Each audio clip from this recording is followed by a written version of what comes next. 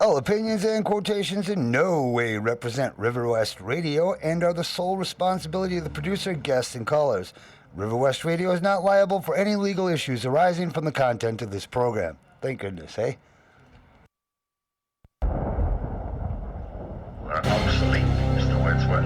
You have no function, Mr. Wordsworth. You're an anachronism, like a ghost from another time. I am nothing more than a reminder to you that you cannot destroy truth. You're a bug, Mr. Wordsworth, a crawling insect, an ugly, misformed little creature who has no purpose here, no meaning. I am a human being. I exist. And if I speak one thought out loud, that thought exists, even after I'm shoveled into my grave. Delusions, Mr. Wordsworth. Delusions. The Bible, poetry, essays, all kinds, all of it illuminate to make you think you have a strength when you have no strength at all. You have nothing but spindly limbs and a dream, and the state has no use for your kind. Yeah? Well, we're gonna have to do something about that. This is RiverWestRadio.com, community-supported radio streaming live from Milwaukee, Wisconsin. I'm your host. My name is Michael Wordsworth, and welcome to Breaking Down the News, the show that presents the news highlights of the week, but with a twist.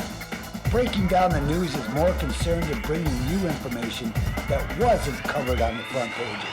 Headlines you don't want to miss because not listening could be dangerous to your freedom, liberty, and health. And good afternoon. It is Friday, November 16th, 2012. I am indeed Michael Wordsworth. You are listening to Breaking Down the News on RiverWestRadio.com. Well, welcome, America. I guess it had to come to this point 200 years plus later. This is where we're sitting at. The call for Americans to rally behind a restoration of the Republic and the Bill of Rights comes on the back of a burgeoning secessionist movement that has swept the country, with residents from all 50 states submitting petitions to the White House calling for states to withdraw from the Union and form their own independent governments. The petitions have received a combined number of signatures totaling over 1 million. During his nationwide broadcast, we had Dan Lawsey here. Actually, we're going to have a series of interviews that were taken by Caitlin. Caitlin went out. Dan Lawsey was here at the Port of Hamburg. He supports several excellent causes, including women's rights, abuse victims' rights, animal rights, and yes, African Americans' rights. We will have a series of interviews with him that we're going to broadcast last Friday. We would have had it today, except Caitlin is really ill, so I'm sitting in. I'm feeling rather well, so hey, what are you going to do? All right, well, I'll tell you,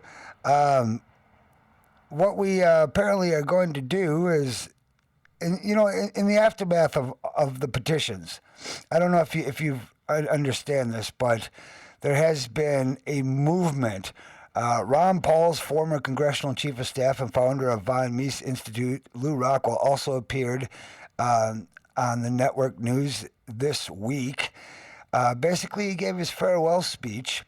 The right of the people to reconstitute their government, if it becomes oppressive and onerous, is clearly outlined in the Declaration of Independence, and it's something that we need to be reminded of.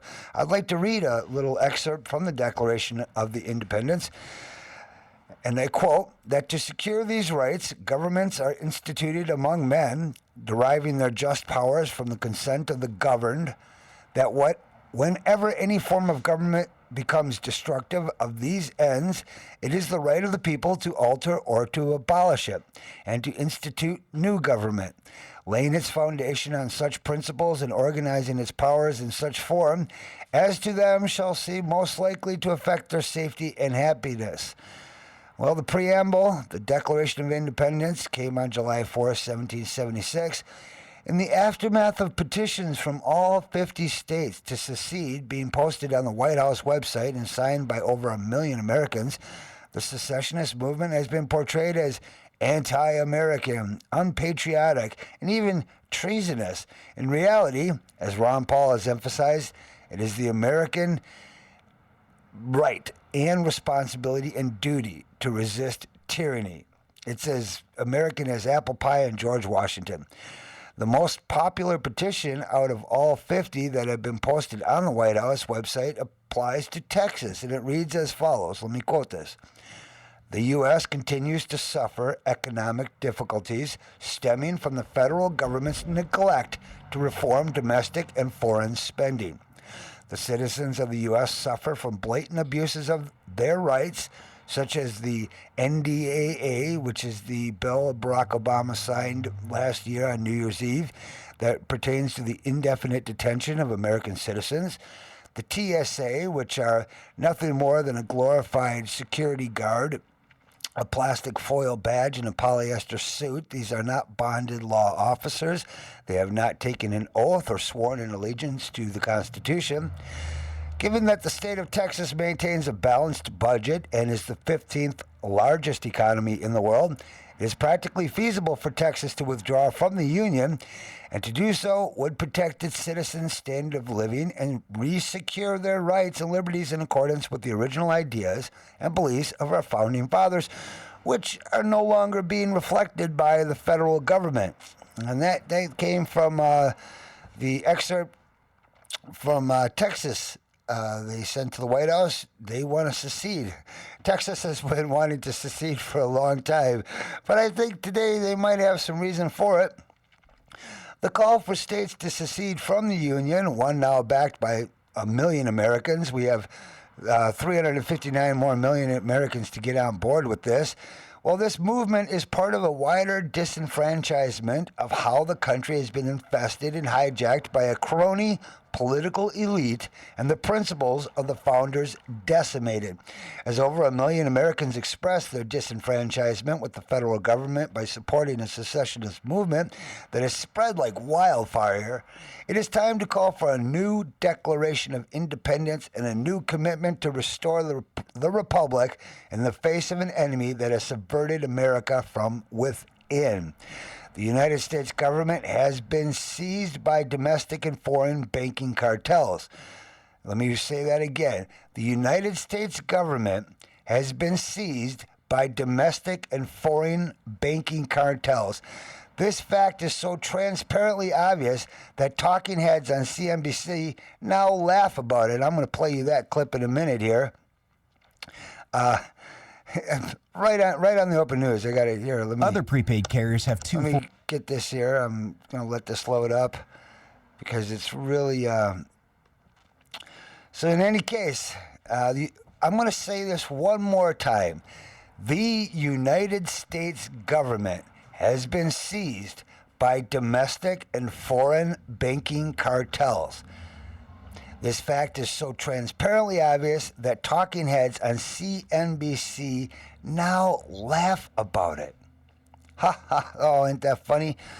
Well, while Americans are being told to brace for tax hikes, spending cuts, and a myriad of other austerity measures, the Federal Reserve has been sending trillions of dollars to foreign banks.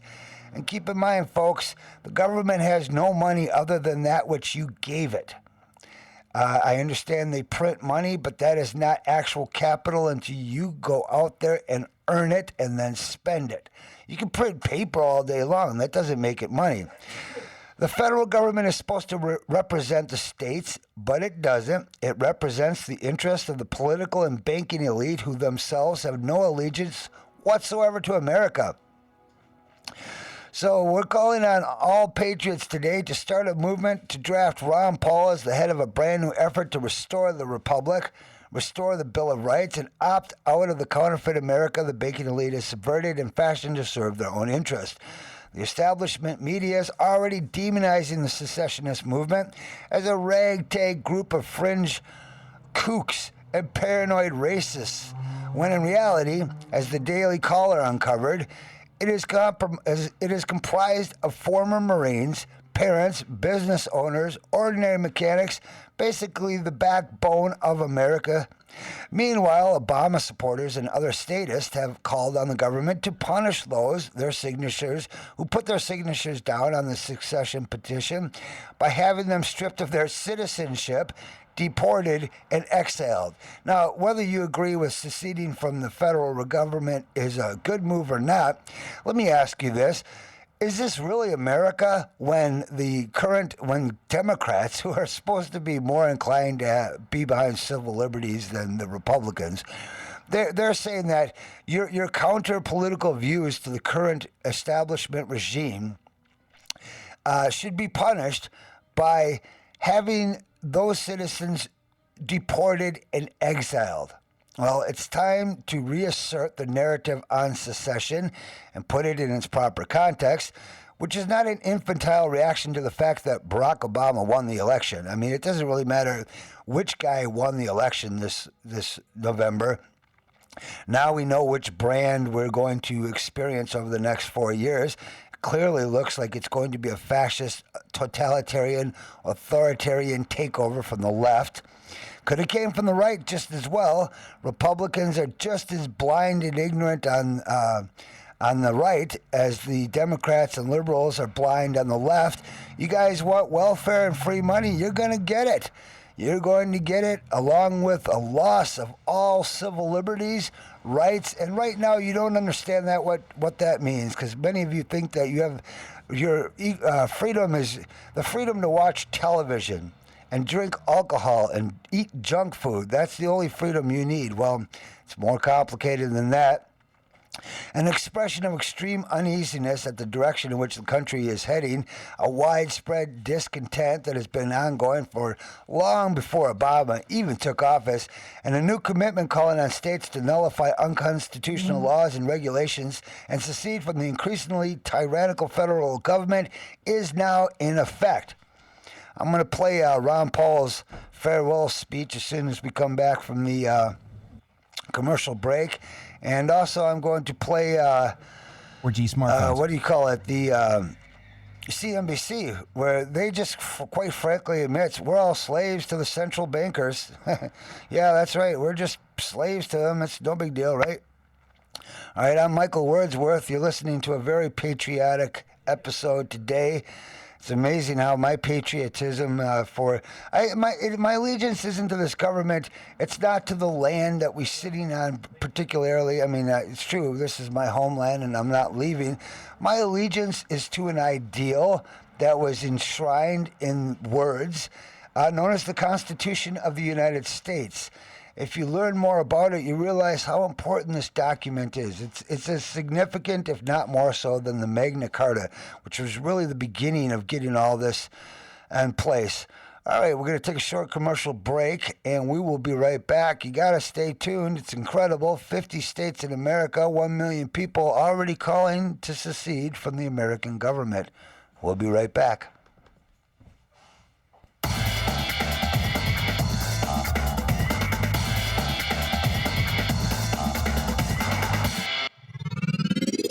You're listening to RiverWestRadio.com.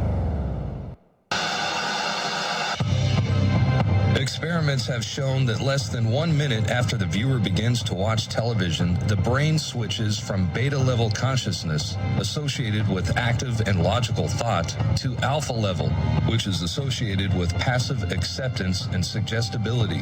This is why advertisers spend billions of dollars a year on commercials, as well as product placement within TV shows.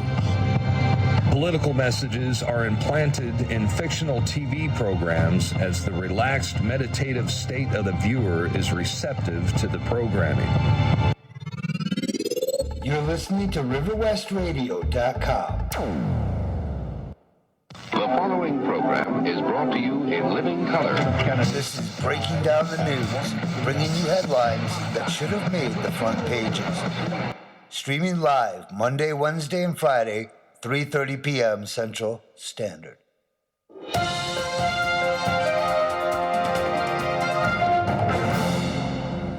Look, I understand it's hard for us to keep up with even with all the baseball, football, basketball scores. Sometimes it's hard to keep up with the weather and all these new celebrities.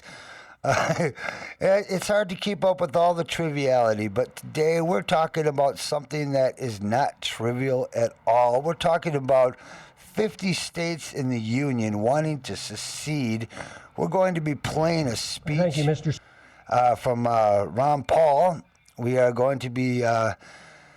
He left, and it's a heck of a farewell speech, and that's why we have to play it. But just listen to this. CNBC, I mean, you think I'm kidding.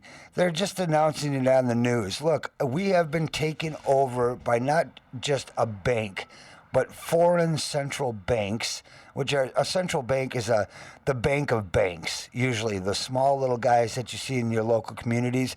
Those guys are actually owned and operated or coalesced into larger banks, and at the top you have like only a few central banks to actually distribute the flow of money. Well, here we go on the Kudlow report. I'm going to trade this. Here, they're just admits we're all slaves to central bankers.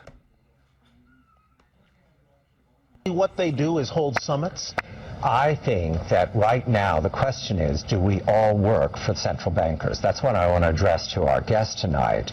Is this global governance at last? Is it one world, the central bankers in charge? Jim Iorio, you say we've got some downside here, a correction in the markets. Fine. But aren't we all just living and dying for what the central banks do? Aren't we all just counting on the fact that there's a Bernanke put and that we won't go any lower than, say, 5% down from here? Of course we are, because if we look at the economic data, there's nothing to get excited about in that. So yesterday we saw some reluctance for the Bernanke Fed to expand their balance sheets and pump more money in. But the stock market knows that reluctance is totally different than not willing to do it at all. And that's why we saw oil implode and gold trade off heavily, because they're not a protected class. If the stock market starts trading off in the 10 to 15 to 20% area, the chairman's going to come in and throw some stimulus at it. So to answer your question, we are absolutely slaves to central banks, because and we'd love to be slaves of the economy, but the economic numbers continue to do nothing but trend lower. Mr. LeCamp, do we work for the central bankers? We know that. Mr. LeCamp, we do. This is free. We do. Look, markets are driven by policy now. They're not driven by market forces. They're driven by fiscal cliffs. They're driven by central bank proclamations. They're driven by false rumors coming out of the ECB. Fiat currency that's continually watered down. They continue to water our currency down so the markets go up and we feel good about it. Yeah, and listen to what the Fed did this weekend. I think they really screwed up here.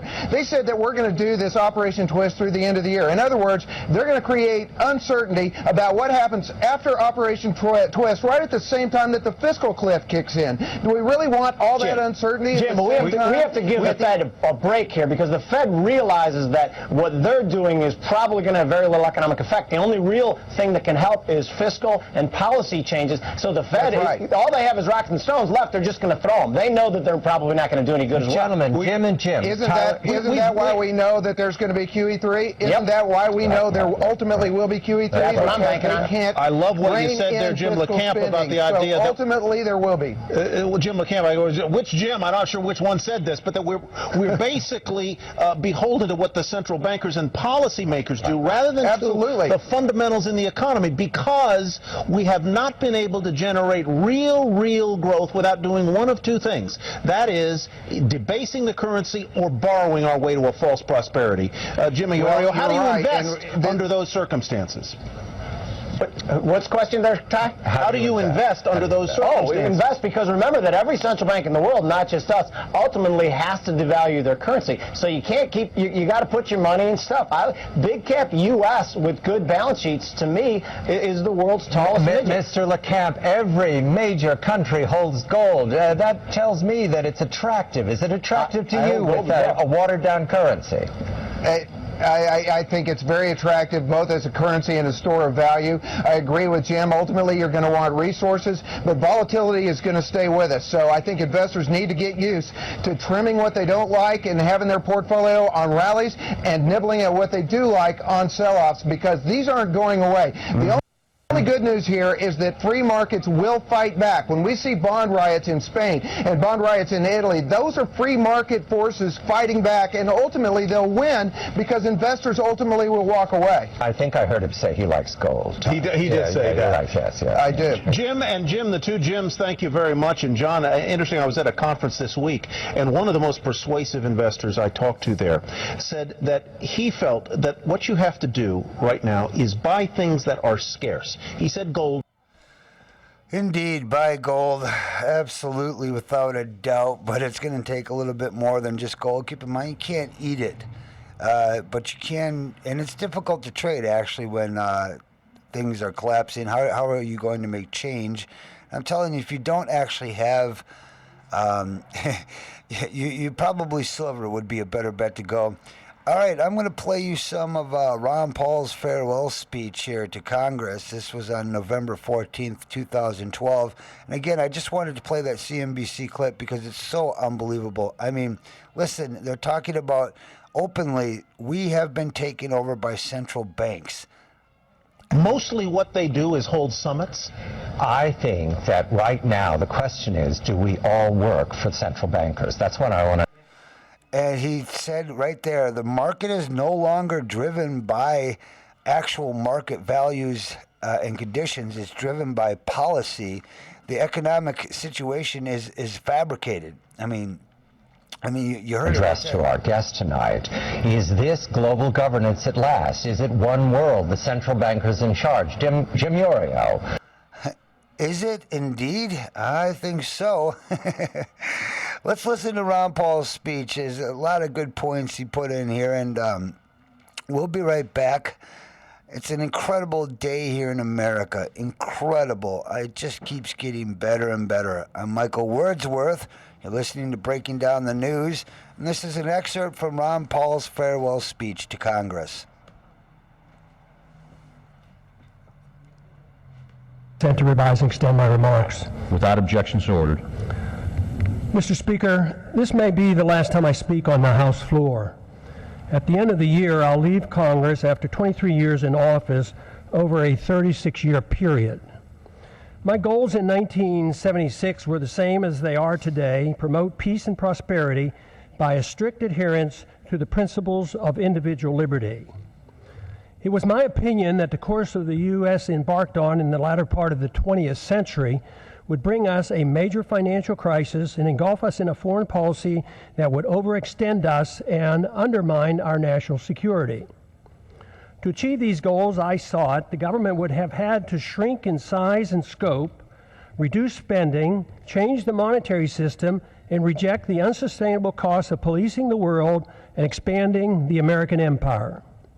The problems seem to be overwhelming and impossible to solve, yet from my viewpoint, just following the constraints placed on the federal government by the Constitution would have been a good place to start. Just how much did I accomplish? In many ways, according to conventional wisdom, my off and on career in Congress from 1976 to 2012 accomplished very little. No name legislation, no name federal buildings or highways, thank goodness. In spite of my efforts, the government has grown exponentially, taxes remain excessive, and the prolific increase of incomprehensible regulations continues. Wars are constant and pursued without congressional declaration. Deficits rise to the sky. Poverty is rampant, and dependency on the federal government is now worse than any time in our history. All this with minimal concerns for the deficits and unfunded liabilities that common sense tells us cannot go on much longer. A grand but never mentioned bipartisan agreement allows for the well-kept secret that keeps the spending going. One side doesn't give up 1 penny on military spending, the other side doesn't give up 1 penny on welfare spending, while both sides support the bailouts and the subsidies for the banking and the corporate elite. And the spending continues as the economy weakens and the downward spiral continues. As the government continues fiddling around, our liberties and our wealth burn in the flames of a foreign policy that makes us less safe. The major stumbling block to real change in Washington is the total resistance to admitting that the country is broke. This has made compromising just to agree to increase spending inevitable, since neither side has any intention on cutting spending. The country and the Congress will remain divisive since there's no loot left to divvy up. Without this recognition, the spenders in Washington will continue to march toward a fiscal cliff much bigger than the one anticipated this coming January. I've thought a lot about why those of us who believe in liberty as a solution have done so poorly in convincing others of its benefits. If liberty is what we claim it is, the principle that protects all personal, social, and economic decisions necessary for maximum prosperity and the best chance for peace, it should be an easy sell. Yet history has shown that the masses have been quite receptive to the promises of authoritarians, which are rarely, if ever, fulfilled. Should we have authoritarianism or liberty? If authoritarianism leads to poverty and war and less freedom for all individuals and is controlled by rich special interests, the people should be begging for liberty. There certainly was a strong enough sentiment for more freedom at the time of our founding that motivated those who were willing to fight in the revolution against the powerful British government. During my time in Congress, the appetite for liberty has been quite weak. The understanding of its significance negligible. Yet the good news is that compared to 1976, when I first came to Congress, the desire for more freedom and less government in 2012 is much greater and growing, especially in grassroots America.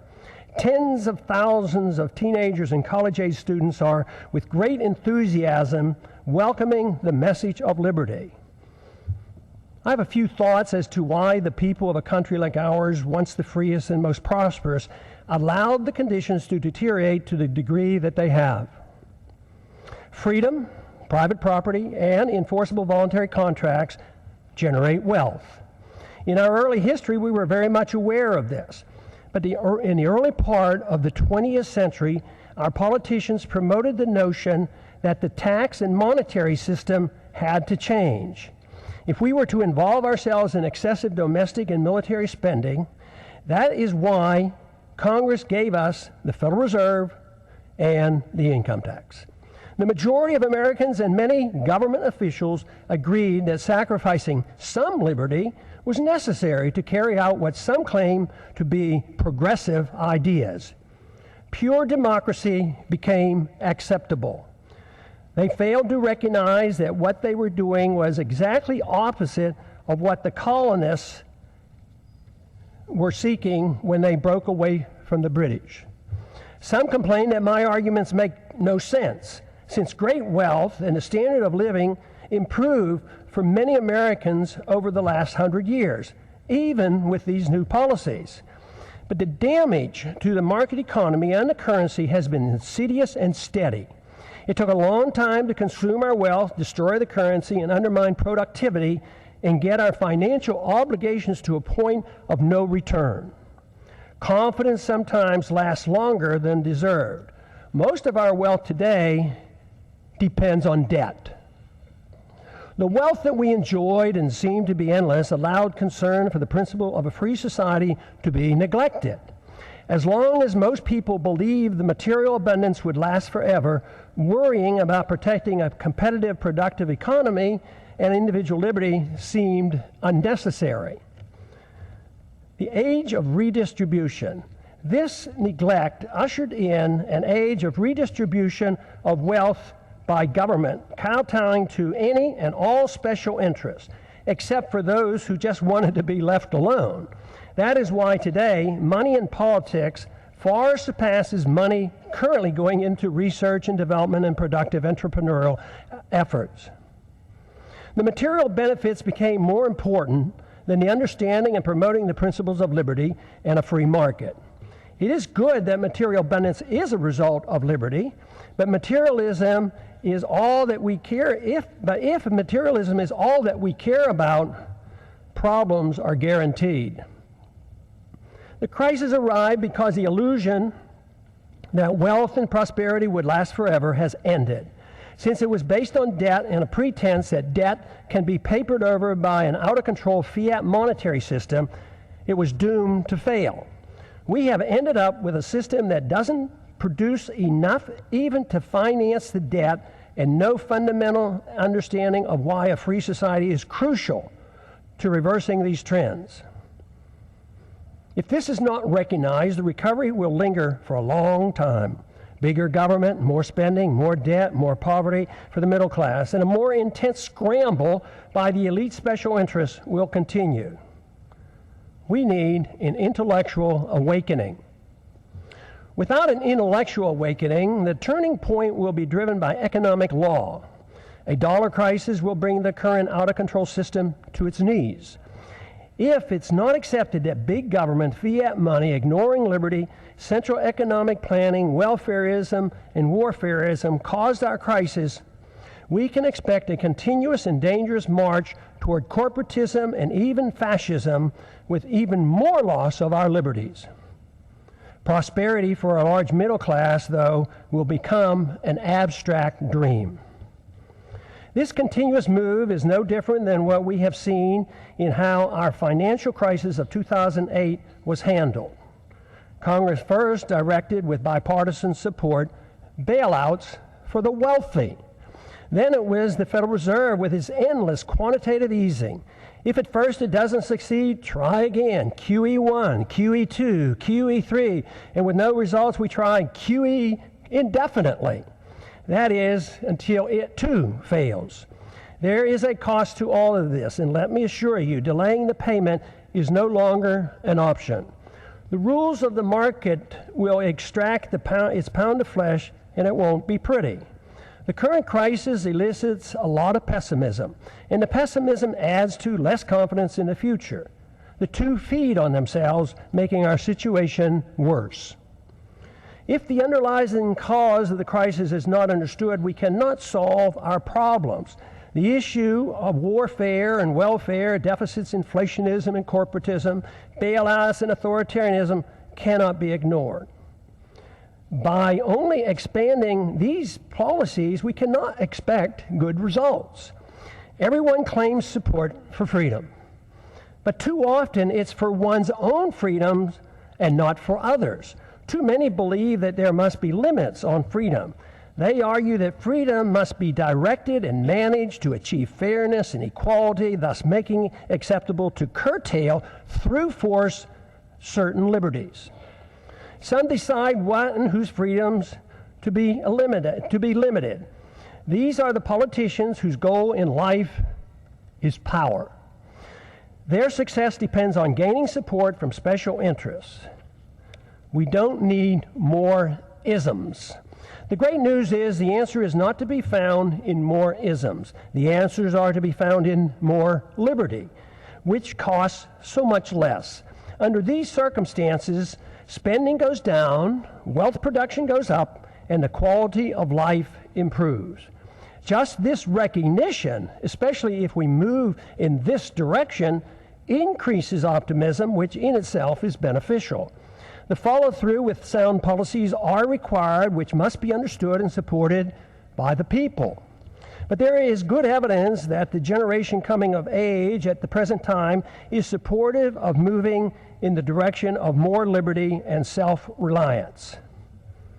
The more this change in direction and the solutions become known, the quicker will be our return to optimism. Our job, for those of us who believe that a different system than the one that we had for the last 100 years has driven us to this unsustainable crisis, is to be more convincing that there is a wonderful, uncomplicated, and moral system that provides the answers. We had a taste of it in our early history. We need not give up on the notion of advancing this cause. It worked, but we allowed our leaders to concentrate on the material abundance that freedom generates while ignoring freedom itself. Now we have neither, but the door is open out of necessity for an answer. The answer available is based on the Constitution, individual liberty, and prohibiting the use of government force to provide privileges and benefits to all special interests. After over 100 years, we face a society quite different from the one that was intended by the founders. In many ways, their efforts to protect future generations with the Constitution from this danger has failed. Skeptics at the time of the Constitution, was written in 1787, warned us of today's possible outcome. The insidious nature of the erosion of our liberties and the reassurance our great abundance gave us allowed the process to evolve into a dangerous period in which we now live. Dependency on government largesse. Today, we face a dependency on government largesse for almost every need. Our liberties are restricted and government operates outside the rule of law, protecting and rewarding those who buy or coerce government into satisfying their demands. Here are a few examples. Undeclared wars are commonplace. Welfare for the rich and poor is considered an entitlement. The economy is overregulated, overtaxed, and grossly distorted by a deeply flawed monetary system. Debt is growing exponentially. The Patriot Act and FISA legislation passed without much debate have resulted in a steady erosion of our Fourth Amendment rights. Tragically, our government engages in preemptive war, otherwise known as aggression, with no complaints from the American people.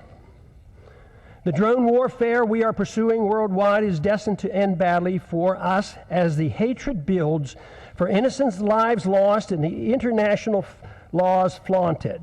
Once we are financially weakened and militarily challenged, there will be a lot of resentment thrown our way.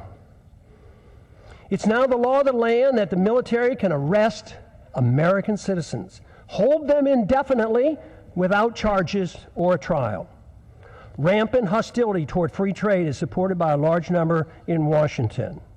Supporters of sanctions, currency manipulation, and WTO trade retaliation call the true free traders isolationists. Sanctions are used to punish countries that don't follow our orders. Bailouts and guarantees of all kinds of misbehavior are routine. Central economic planning through monetary policy, regulations, and legislative mandates has been acceptable policy. I have a few questions. Excessive government has created such a mess, it prompts many questions. Why are sick people who use medical marijuana put in prison? Why does the federal government restrict the drinking of raw milk? Why can't American manufacturers rope and other products from hemp? Why are Americans not allowed to use gold and silver as legal tender as mandated by the Constitution? Why is Germany concerned enough to consider repatriating their gold held by the Fed for her in New York? Is it that the trust in the U.S. and dollar supremacy beginning to wane? Why do our political leaders believe it's necessary to thoroughly audit? Why do our political leaders believe it's unnecessary to thoroughly audit our own gold? Why can't Americans decide which type of light bulbs they can buy? Why is it the TSA permitted to abuse the rights of any American traveling by air? Why should there be mandatory sentences, even up to life, for crimes without victims, as our drug laws require? Why have we allowed the federal government to regulate commodes in our homes? Why is it political suicide for anyone to criticize AIPAC? Why haven't we given up on the drug war, since it's an obvious failure and violates the people's rights? Has nobody noticed that the authorities can't even keep drugs out of the prisons? How can making our entire society a prison solve the problem? Why do we sacrifice so much getting necessarily involved in border disputes and civil strife around the world and ignore the root cause of the most dangerous, deadly border in the world, the one between Mexico and the United States? Why does Congress willingly give up its prerogatives to the executive branch? Why does changing the party in power never change policy? Could it be that the views of both parties are essentially the same? Why did the big banks, the large corporations, and foreign banks and foreign central banks get bailed out in 2008, and the middle class lost their jobs and their homes? Why do so many in the government and the federal officials believe that creating money out of thin air creates wealth? Why do so many accept the deeply flawed principle that government bureaucrats and politicians can protect us from ourselves without totally destroying the principle of liberty? Why can't people understand that war always destroys wealth and liberty? Why is there so little concern for the executive order that gives the president authority to establish a kill list, including American citizens, of those targeted for assassination? Why is patriotism thought to be blind loyalty to the government and the politicians who run it, rather than loyalty to the principles of liberty and support for the people? Real patriotism is a willingness to challenge the government when it's wrong. Why is it claimed that if people won't or can't take care of their own needs, that people in government are able to do it for them? Why did we ever give the government a safe haven for initiating violence against the people? Why do so many members defend free markets but not civil liberties? Why do so many members defend civil liberties but not free markets? Aren't they the same? Why don't more defend both economic liberty and personal liberty? Why are there not more individuals who seek to intellectually influence others to bring about positive changes, those who seek power, changes, than those who seek power to force others to obey their commands? Why does the use of religion to support a social gospel and preemptive wars, both of which require authoritarians to use violence or the threat of violence, go unchallenged? Aggression and forced redistribution of wealth has nothing to do with the teachings of the world's great religions.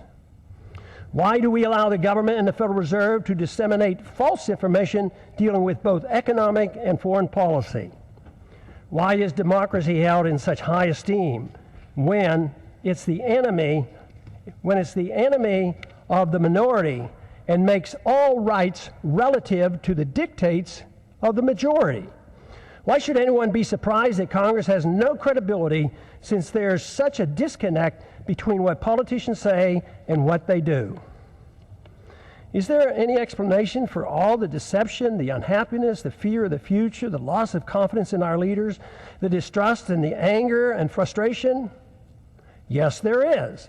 And there's a way to reverse these attitudes. The negative perceptions are logical and a consequence of bad policies bringing about our problems. Identification of the problems and recognizing the cause allow the proper changes to come easily. We should have more trust in ourselves, less in the government. Too many people have for far too long placed too much confidence and trust in government and not enough in themselves. Fortunately, many are now becoming aware of the seriousness of the gross mistakes of the past several decades. The blame is shared by both political parties. Many Americans now are demanding to hear the plain truth of things and want the demagoguing to stop. Without this first step, solutions are impossible. Seeking the truth and finding the answers in liberty and self-reliance promotes the optimism necessary for restoring prosperity. The task is not that difficult if politics doesn't get in the way. We have allowed ourselves to get into such a mess for various reasons. Politicians deceive themselves as to how wealth is produced. Excessive confidence is placed in the judgment of politicians and bureaucrats. This replaces the confidence in a free society. Too many in high places of authority became convinced that only they, armed with arbitrary government power, can bring about fairness while facilitating wealth production. This always proves to be a utopian dream and destroys wealth and liberty. It impoverishes the people and rewards the special interests who end up controlling both parties.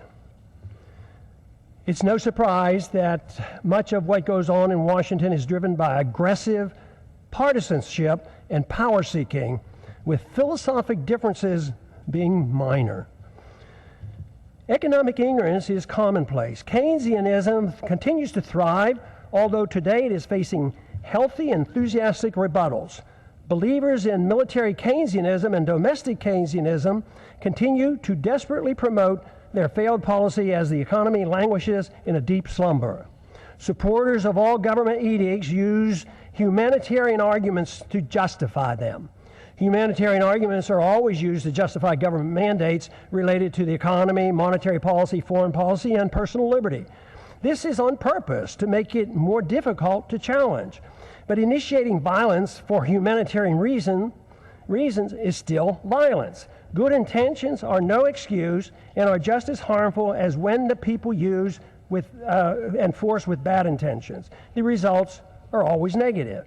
The immoral use of force is the source of man's political problems. Sadly, many religious groups, secular organizations, and psychopathic authoritarians endorse government-initiated force to change the world. Even when the desired goals are well-intentioned, or especially when they're well-intentioned, the results are dismal. The good results sought never materialize. The new problems created require even more government force as a solution. The net result is institutionalizing government-initiated violence and morally justifying it on humanitarian grounds. This is the same fundamental reason our government uses force for invading other countries at will, central economic planning at home, and the regulation of personal liberty and habits of our citizens. It is rather strange that unless one has a criminal mind and no respect for other people and their property, no one claims it's permissible to go into one's neighbor's house and tell them how to behave, what they can eat, smoke, and drink, or how to spend their money. Yet, rarely is it asked why is it morally acceptable that a stranger with a badge and a gun can do the same thing in the name of law and order. Any resistance is met with brute force, fines, taxes, arrests, and even imprisonment. This is done more frequently every day without a search warrant. No government monopoly over initiating violence is what we need. Restraining aggressive behavior is one thing, but legalizing a government monopoly for initiating aggression can only lead to exhausting liberty associated with chaos, anger, and a breakdown of civil society. Permitting such authority and expecting a saintly behavior from the bureaucrats and the politicians is a pipe dream. We now have a standing army of armed bureaucrats in the TSA, CIA, FBI, Fish and Wildlife, FEMA, IRS, Corps of Engineers, etc., numbering over 100,000. Citizens are guilty until proven innocent in the unconstitutional administrative courts. Government in a free society should have no authority to meddle in the social activities or the economic transactions of individuals, nor should government meddle in the affairs of other nations. All things peaceful, even when controversial, should be permitted. We must reject the notion of prior restraint in economic activity, just as we do in the area of free speech and religious liberty. But even in these areas, government is starting to use a backdoor approach of political correctness to regulate speech, a very dangerous trend. Since 9/11, monitoring speech on the internet is now a problem since warrants are no longer required. The proliferation of federal crimes. The Constitution established 4 federal crimes. Today, the experts can't even agree on how many federal crimes are now on the books. They number into the thousands. No one person can comprehend the enormity of the legal system, especially the tax code. Due to the ill-advised drug wars and the endless federal expansion of the criminal code, we have over 6 million people under correctional suspension, more than the Soviets ever had and more than any other nation today, including China. I don't understand the complacency of the Congress and the willingness to continue their obsession with passing more federal laws. Mandatory sentencing laws associated with drug laws have compounded our prison problems. The Federal Register is now 75,000 pages long, and the tax code 72,000 pages, and expands every year. When will the people start shouting, enough is enough, and demand Congress to cease and desist? What we should be doing is achieving liberty. Liberty can only be achieved when government is denied the aggressive use of force. If one seeks liberty, a precise type of government is needed. To achieve it, more than lip service is required. Okay, that interview with, or actually that last farewell speech with Ron Paul goes on for like another 20 minutes, but I hope you took in what he had to say. He had a lot of good points. It's kind of like Eisenhower's farewell address, where he warned us that the business of war is no longer done by amateurs. It's done by professionals, and it's no longer in the hands of our politicians. It's completely out of control. It was a warning he gave us. Well, Ron Paul, the parallel here is he's given us a warning too. I hope you really took to heart whether you're a follower of Ron Paul or whether you think he's a nutball. I don't know. Everybody who has a view tends to, be viewed as a nutball, but oh, heck, what are you going to do, right? So in any case, tell you what, we're going to cut the commercial. We've got Charlie, the beekeeper, in here. Don't know his last name. And we will have Dan Lozzi on next week with a bunch of interviews. It'll be actually kind of nice. I might actually just let those interviews play through and take a break for a second, just let you guys listen to what he had to say. We thoroughly support his efforts. We thank him for coming here to Milwaukee. We're speaking about Dan Lozzi here. And indeed, all right, we're going to take a short commercial break. As you know, we don't really actually have commercials. They're sort of anti-commercials. But then we're going to have Charlie coming in here and talking about everything from Monsanto and beekeeping, the death of the bees, on and on. I guess it never ends as long as we're here. I'm Michael Wordsworth. You're listening to River West Radio. This is Breaking Down the News.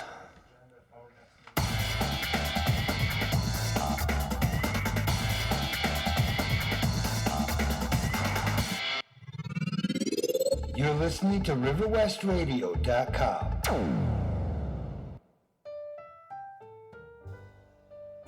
The kitchen is the heart of the home, but at Monsanto, we're a megalithic agricultural group attempting to destroy farmers all across your country. We bring you horrible foods that attack your stomach lining, DNA, give you kidney and liver failure. Monsanto, bringing Franken foods to your family at home.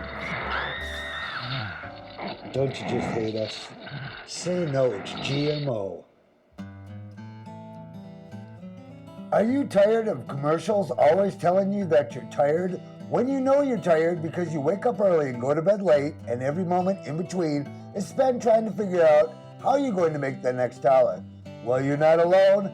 Millions of Americans are walking around in a sleep-deprived, zombie-like state, amplified by psych meds and pharmaceuticals found in their drinking water. So just be glad you're not one of them, unless you are, in which case I'm sorry you had to hear this. But wait, there's more. If we keep at this current pace, we will surely lose our democratic republic and soon be standing in food lines for the poisonous rations the new totalitarian government will hand out. Don't delay, get involved, get informed.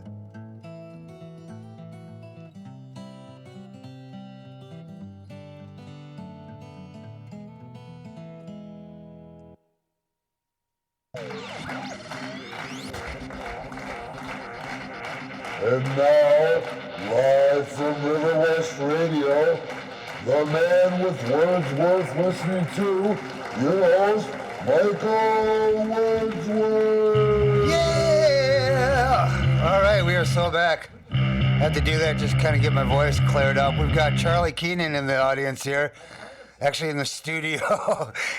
Not much of a Charlie, welcome to the show. Hey, how's it going? Charlie, tell us a little bit about ourselves. I know you appeared on the show. Others might not have heard you, but tell them why you're here. Well, main thing is bee pods. And so my company's called Bee Pods, and we make an urban beehive, or a beehive that's a choice between people that want to do beekeeping for the bees and pollination versus people who want to have a business in honey. Now, let me ask you, are your bee pods Roundup ready? Soak them in the stuff. Soak them in. And Charlie knows why I mentioned that, because the Roundup, Monsanto's Roundup Ready pesticide, has been directly linked now to colony collapse syndrome.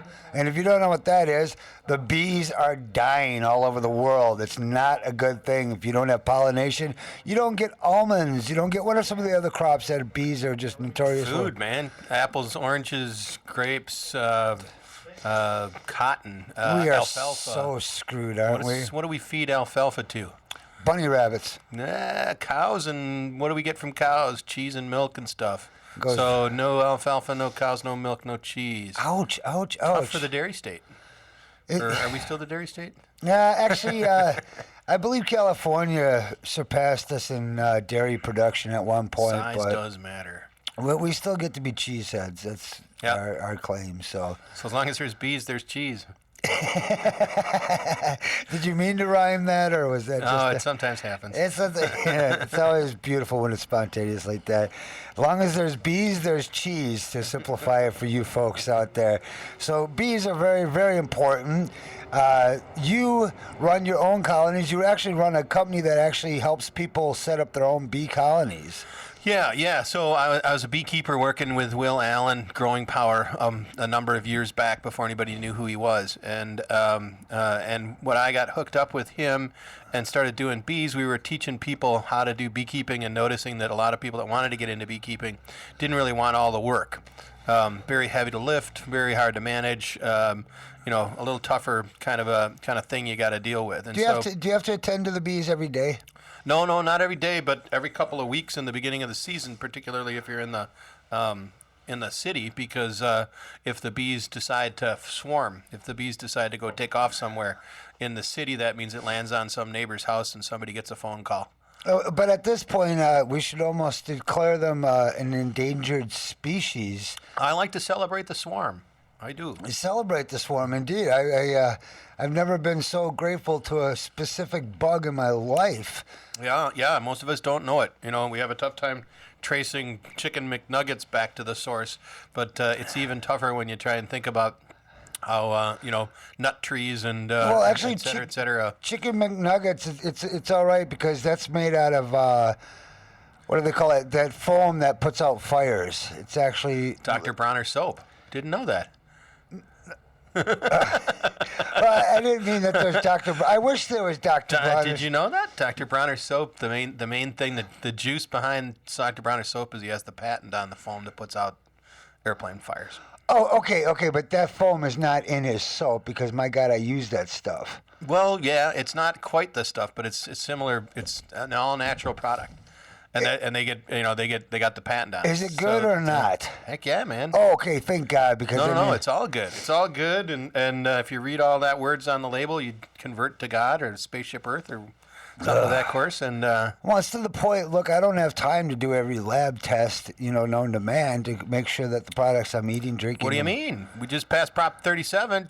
You better get your own portal lab. Okay, now let me ask you about that. You said we just passed. I thought that was shot down in California. Well, yeah. I mean, I correct myself. We did not pass it. It was passed by the agribusiness agency, so it was shot down. But yeah. So what that means is that labeling in California now doesn't have to show what's GMO or what has any kind of non-natural products in it. It's crazy because many people still are not aware. They think when we're talking about GMO up here, they think we're some crazy granola eating hippies that are afraid of combining apple and pear trees together like that would be a problem. But that's not what we're talking about. We're talking about the actual inserting insect and animal genes into food with unknown consequences worldwide. What we do know is that GMO causes liver, kidney, heart failure. It rearranges the DNA inside our lower intestines because of those proteins, causes sterility in rats in one generation. I thought it was 3, but somebody corrected me once. It was 1 generation. Yeah, like 6 months. So, and then you tell people, hey, you might be sterile by your next generation. They're like, oh, that's okay. That's the point. It's that.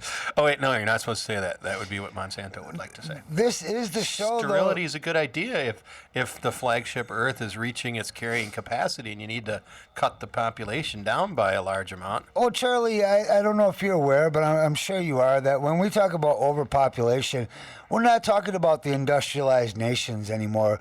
We're talking about a small segment, of third world nations, underdeveloped nations, including India and China, which are not underdeveloped, but they hold by and large 1 billion people each.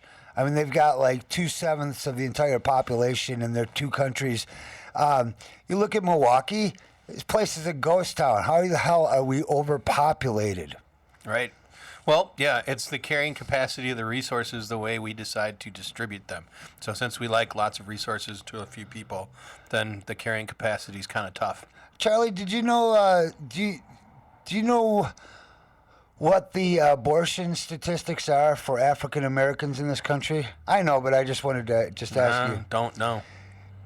It'll shock you. 52% of African American citizens having children are aborting their children. Wow, that is pretty shocking. Now, today I learned a shocking thing. You know how many veterans of our war kill themselves a day? I know it's epidemic and rampant. What is the... well, it's 18 a day across the nation. 18 service members a day? Yeah, of servicemen coming back from our little war on terror. And it's atrocious. It is beyond atrocious because there's still flag-waving morons here wearing the little yellow ribbons that just kind of get an erection whenever they talk about, service ops and, all these neat little battle names they got are for their operation this, operation that. And it's just disgusting because you got to ask yourself, thank you for bringing me that. It's the 18 servicemen a day killing themselves. And for what? I mean, these guys are over there supposedly fighting for our freedom, which is kind of insane because the Muslims could not take our freedom. Only we have a greater... Well, you take our freedom by taking control of the resources underneath the ground. So because they've got, stuff we need to maintain our freedom, then thereby existing, they are... they're kind of encroaching on our freedom. If they were just out of the way, we could be very free. That's the problem. Just by being there, they're kind of impeding our ability to be free, conspicuous consumers of a limited resource planet. I don't know if I'm quite following you correctly. Are you saying that you regard the Muslim extremists as an actual threat to the... No, it's kind of like overburden. It's kind of like the stuff they plow off of the tar sands. The Muslims are just an overburden over the resources that we apparently own underneath them. Well, it's amazing because I'm kidding, right? Our government and just the Anglo-American Empire, America and Britain, they went to great lengths to divide up all those lands and still puppet dictators, puppet regimes. And things were running well for a long time until recently our same government started destabilizing these factions. And now you got pandemonium basically handing it over to the extremists within the Muslim Brotherhood faction. And I don't mean to say that the Muslim Brotherhood are all extremists. I mean, they have a right to have a brotherhood and be Muslim, absolutely. But I think it's overrated. And the threat factor there is what seems to be the thing that justifies TSA, loss of civil liberties here. And well, you just got to give us fear, keep us fear, and then they can do that. Naomi Klein wrote a great book, the shock doctrine, that speaks to the way that draconian measures can be passed through on the coattails of a horrendous event, whether it's a natural disaster or whether it's a man-made one like the towers, or like the tsunamis, or like Katrina. All sorts of changes in the demographics of the lower ninth and all of New Orleans happened, and everybody was happy to have it happen until they saw the finished product, and then they're like, hey, wait a minute, but by that time it's a little late. It's kind of like somebody getting into office in 2000 and saying no matter if the public vote and in question the electoral vote is not right, the guy's already in the office, so why don't we just let him stay? Why even have it points out the fallacy of our voting system. I mean, if the popular vote matters not, then how is it that your vote counts? Well, it's a representative democracy, and if we went for a straight up, straight down, it might be a little harder to represent some of the sparsely populated states. So there has to be a way of being able to do it. But those delegates, they don't actually take, for instance, say the delegates for Wisconsin, say 90% of them were for Obama, 10% were for Romney, and as I understand, the delegates could choose to just pick Romney instead. Yeah, there's something to be said about that. I'm not sure. My area of expertise is more along the line of bees, but as far as the electoral college is concerned, yeah, I mean everything needs to be re-regulated. That's the word. I love that. Should start to happen. Is we just need to rip down the system and start over. I'm all for it. Rather than what we need is a political revolution in this country. It'd be easy enough. We need an enema. Absolutely. It's at we this just need point, a cleaning and a roto rooting. But yeah, I mean that's the trouble is that the minute you start using the words we need to take it down, then some people take it to an extreme and say we want to abolish, and that we will not live in an environment where we abolish the regulation, the oversight, the ways that we create community within our nation. But since they have become cancerous, they need to be removed and repaired. So re-regulation, not deregulation. Re-regulation, not abolish of regulations. I like that. Yeah, I mean it's a situation. I don't know if you're aware. I opened up the show talking about the fact that 50 states now have petitions to secede from the federal government. And then immediately you might that might actually bring a chuckle because you're just like, what, really? How could that be? It's not on the mainstream media so much. 1 million people apparently in America have signed a petition to secede. And like you said, it's...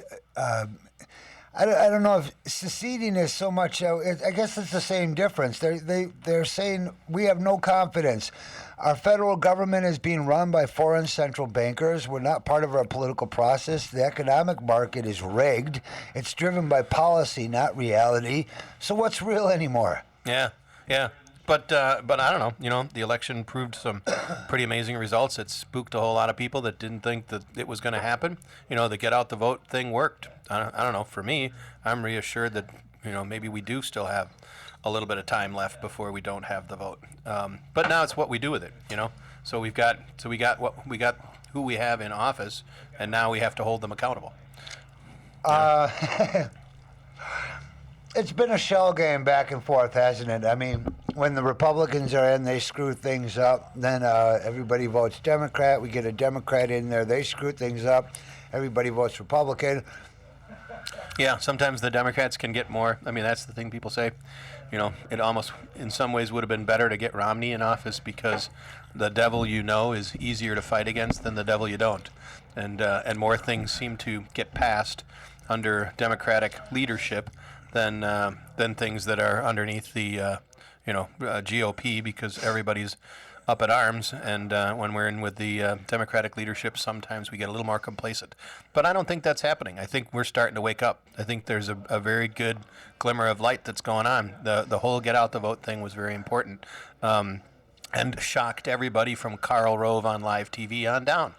As a matter of fact, what happened as a consequence, I wish I could have the list in front of me here, but there was a massive restructuring of our power structure after this election. Apparently, all the Bush neo-Nazi guys are getting pushed out of there. And, right on to Petraeus, General Petraeus, who ran the Middle East amphitheater, so to speak, for a while, and then was promoted to head of CIA. I find it really interesting that the FBI was spying on the Petraeus's emails, the head of CIA.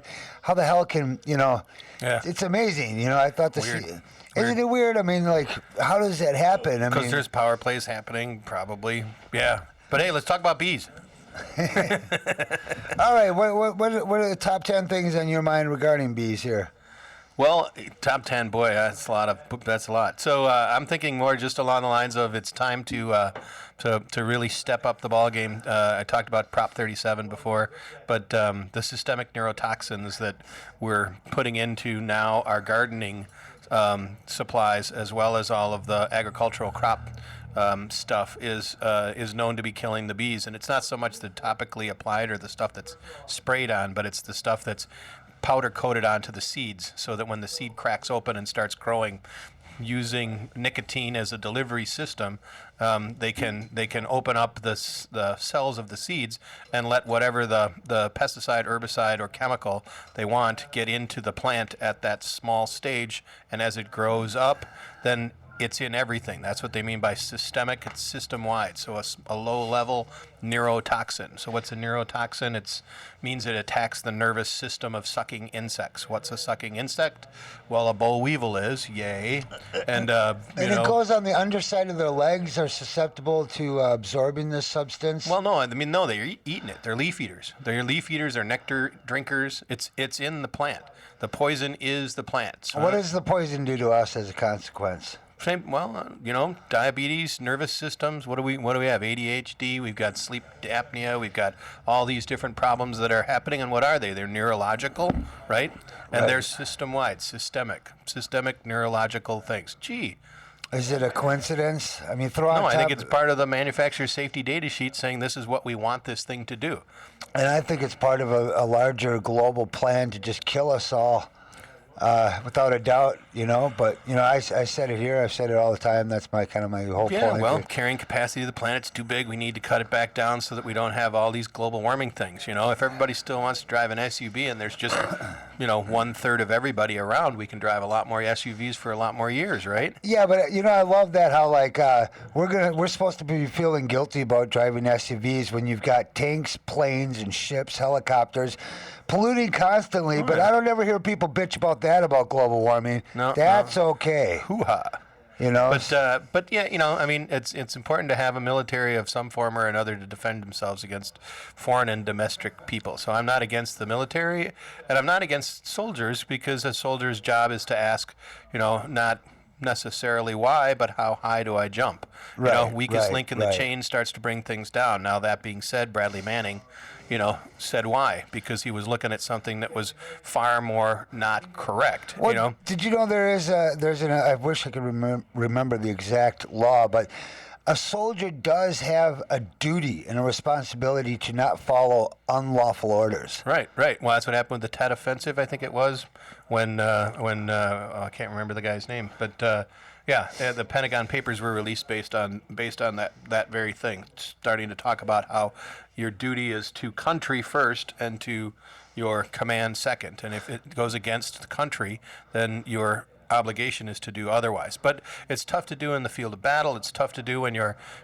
trying to work your way through the ranks. It's a tough thing to do. What's more important is for the citizenry to hold the elected officials accountable. And that's the job that's been falling apart. It's not necessarily our soldiers. It's us not telling our elected officials we don't want them in those battles. Well, what's sad is the bees don't have a Bradley Manning. The bees themselves understand duty and responsibility. They don't even swear an oath. It's ingrained genetic. They follow their pre-programmed natures. And we're not letting them do our job. Should we put them on welfare? Should we put the remaining bees on welfare? Well, we got them on the dole now. We're feeding them high fructose corn syrup between that's awful. Between jobs. Yeah. How do they? I mean, we've replaced their natural raw honey with high fructose corn syrup. Let's get back onto those 10 things. So one of the things that's bad about bees these days is the large-scale monocrop agriculture that we've made as our standard model. So while it does feed a lot, most of the stuff that we have in the United States isn't necessarily feeding the populace. It's feeding the pockets of Kellogg's and some of the big multinational ADM supermarkets to the world. And they feed it because they're mass producing corns and grains and things that they can export. Ethanol and some of the fuels that we're now trying to do are all based on a corn-based economy. This corn is now made with these systemic neurotoxins built into them so that if the bees and other insect pollinators eat it, they die. And with bees don't eat the food right away. Bees carry it home and feed it to their kids. So colony collapse disorder is because they don't eat it right there and die like boll weevils do and other things. They bring it home, feed it to the kids.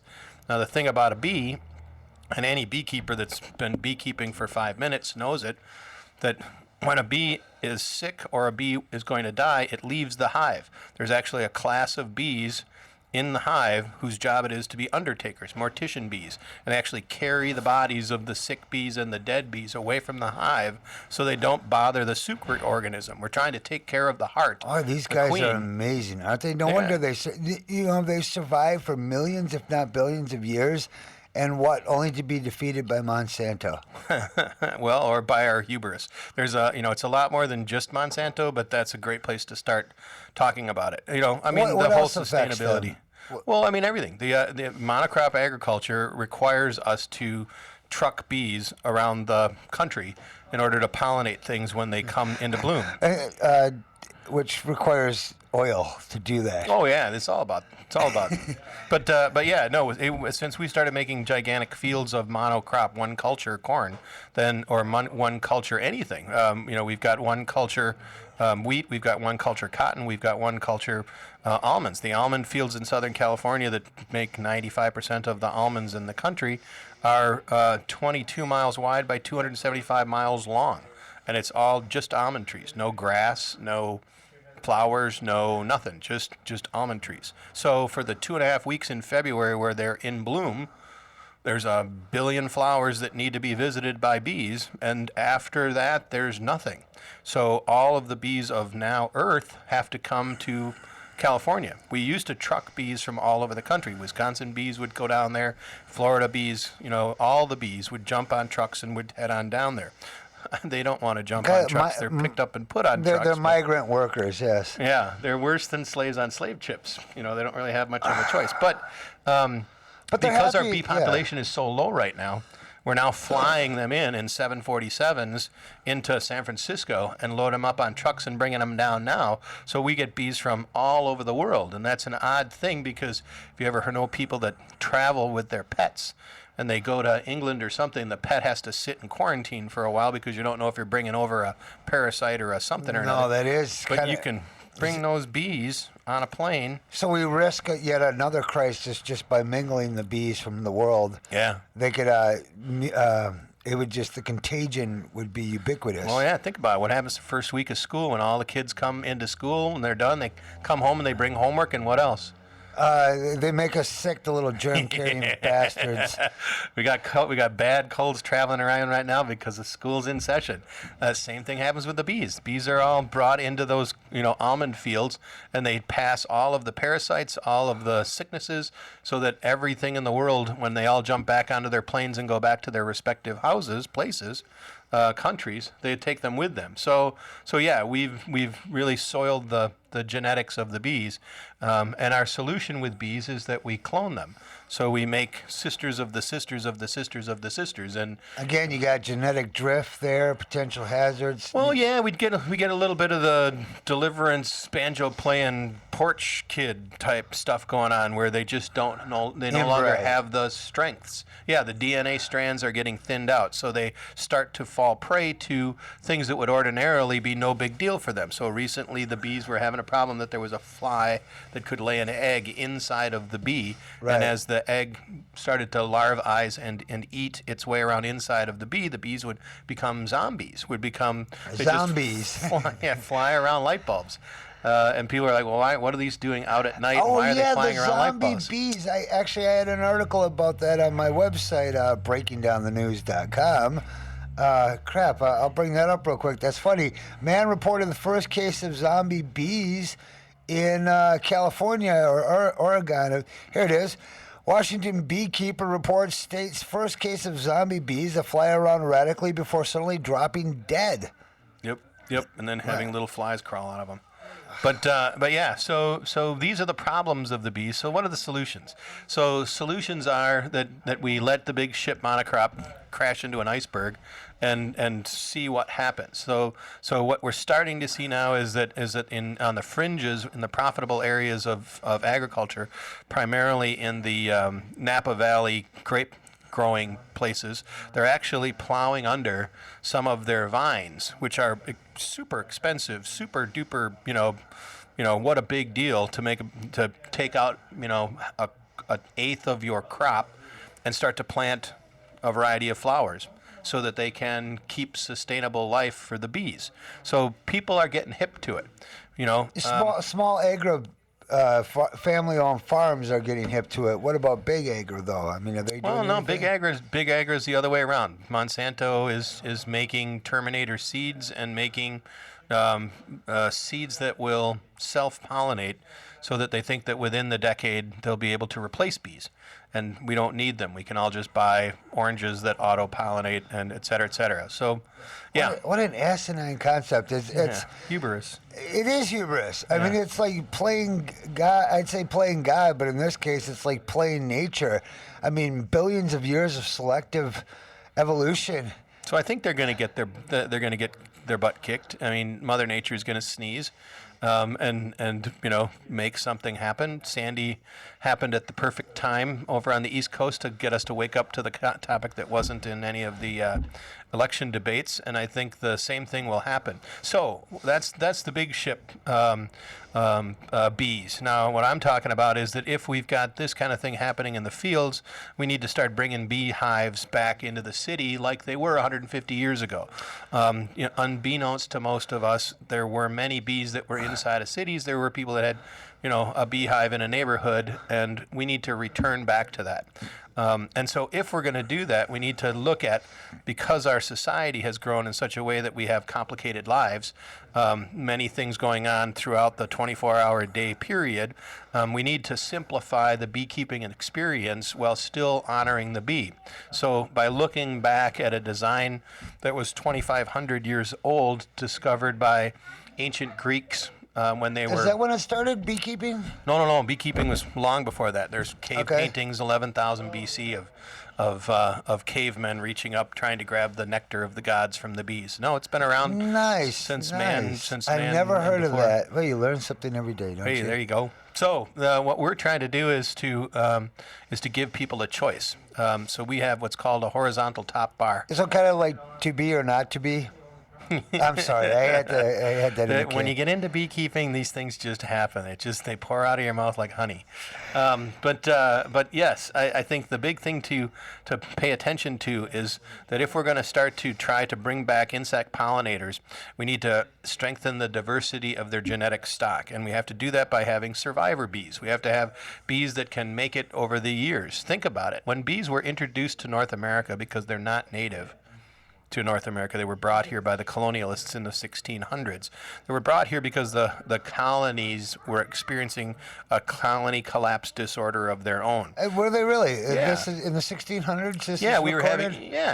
What was the cause at that time, though? Well, we were having settlers dropped off in the new land, and they didn't know how to live in the new land. So the seeds they brought from their home countries weren't working with the microbiology in the soil, so they weren't blooming with enough to feed the people, and they didn't understand how to water it, how to do things. So a supply ship that dropped off people and supplies would go back to Spain and then come back 4 or 6 months or a year later and find the colony collapsed, gone.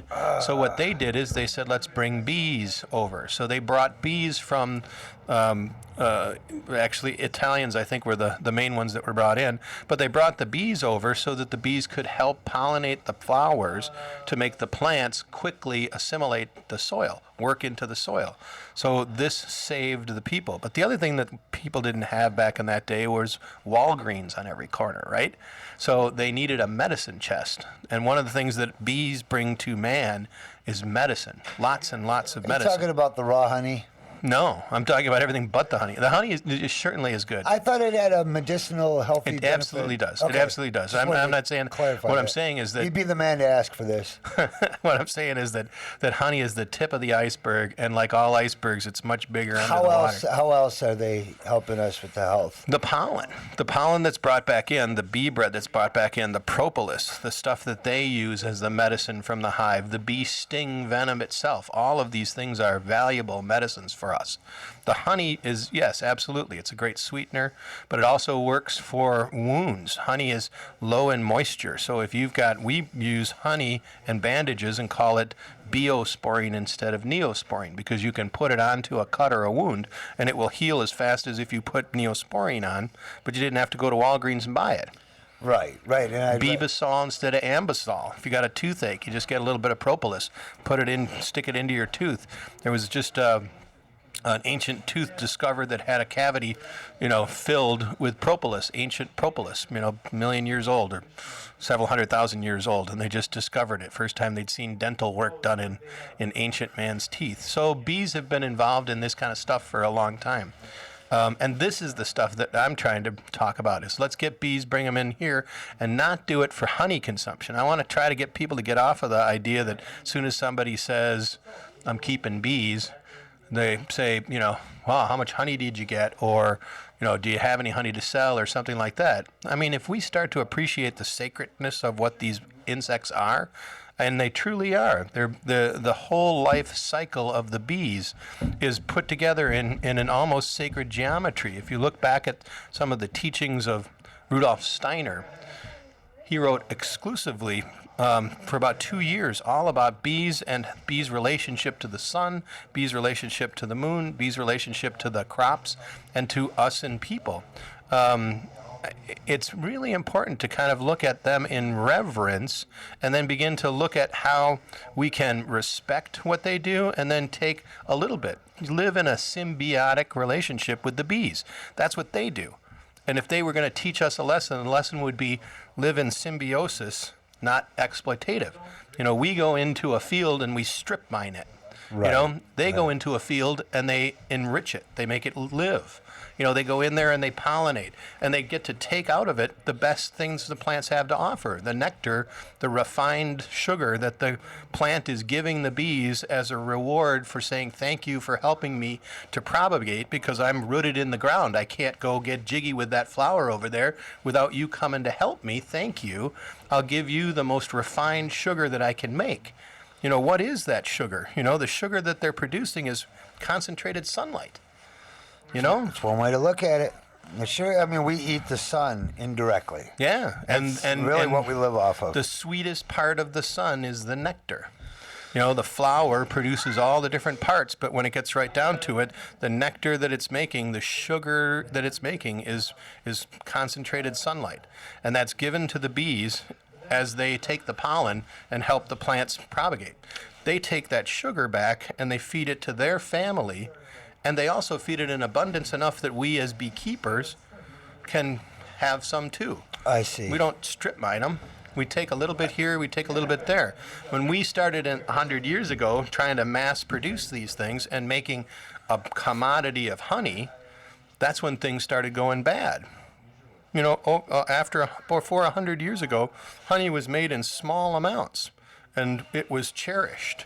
Back in biblical times, it was hardly ever even used as the land of milk and honey, right? Oh yeah, and the medicinal purposes of those things, the royal jelly, the propolis, all of those things were taken as a gift more so than as a commodity. So that's what Bee Pods is trying to say. I'm not saying you can't do Langstroth or stacked box beekeeping. We've even got some of those at our office over at Bucket Works.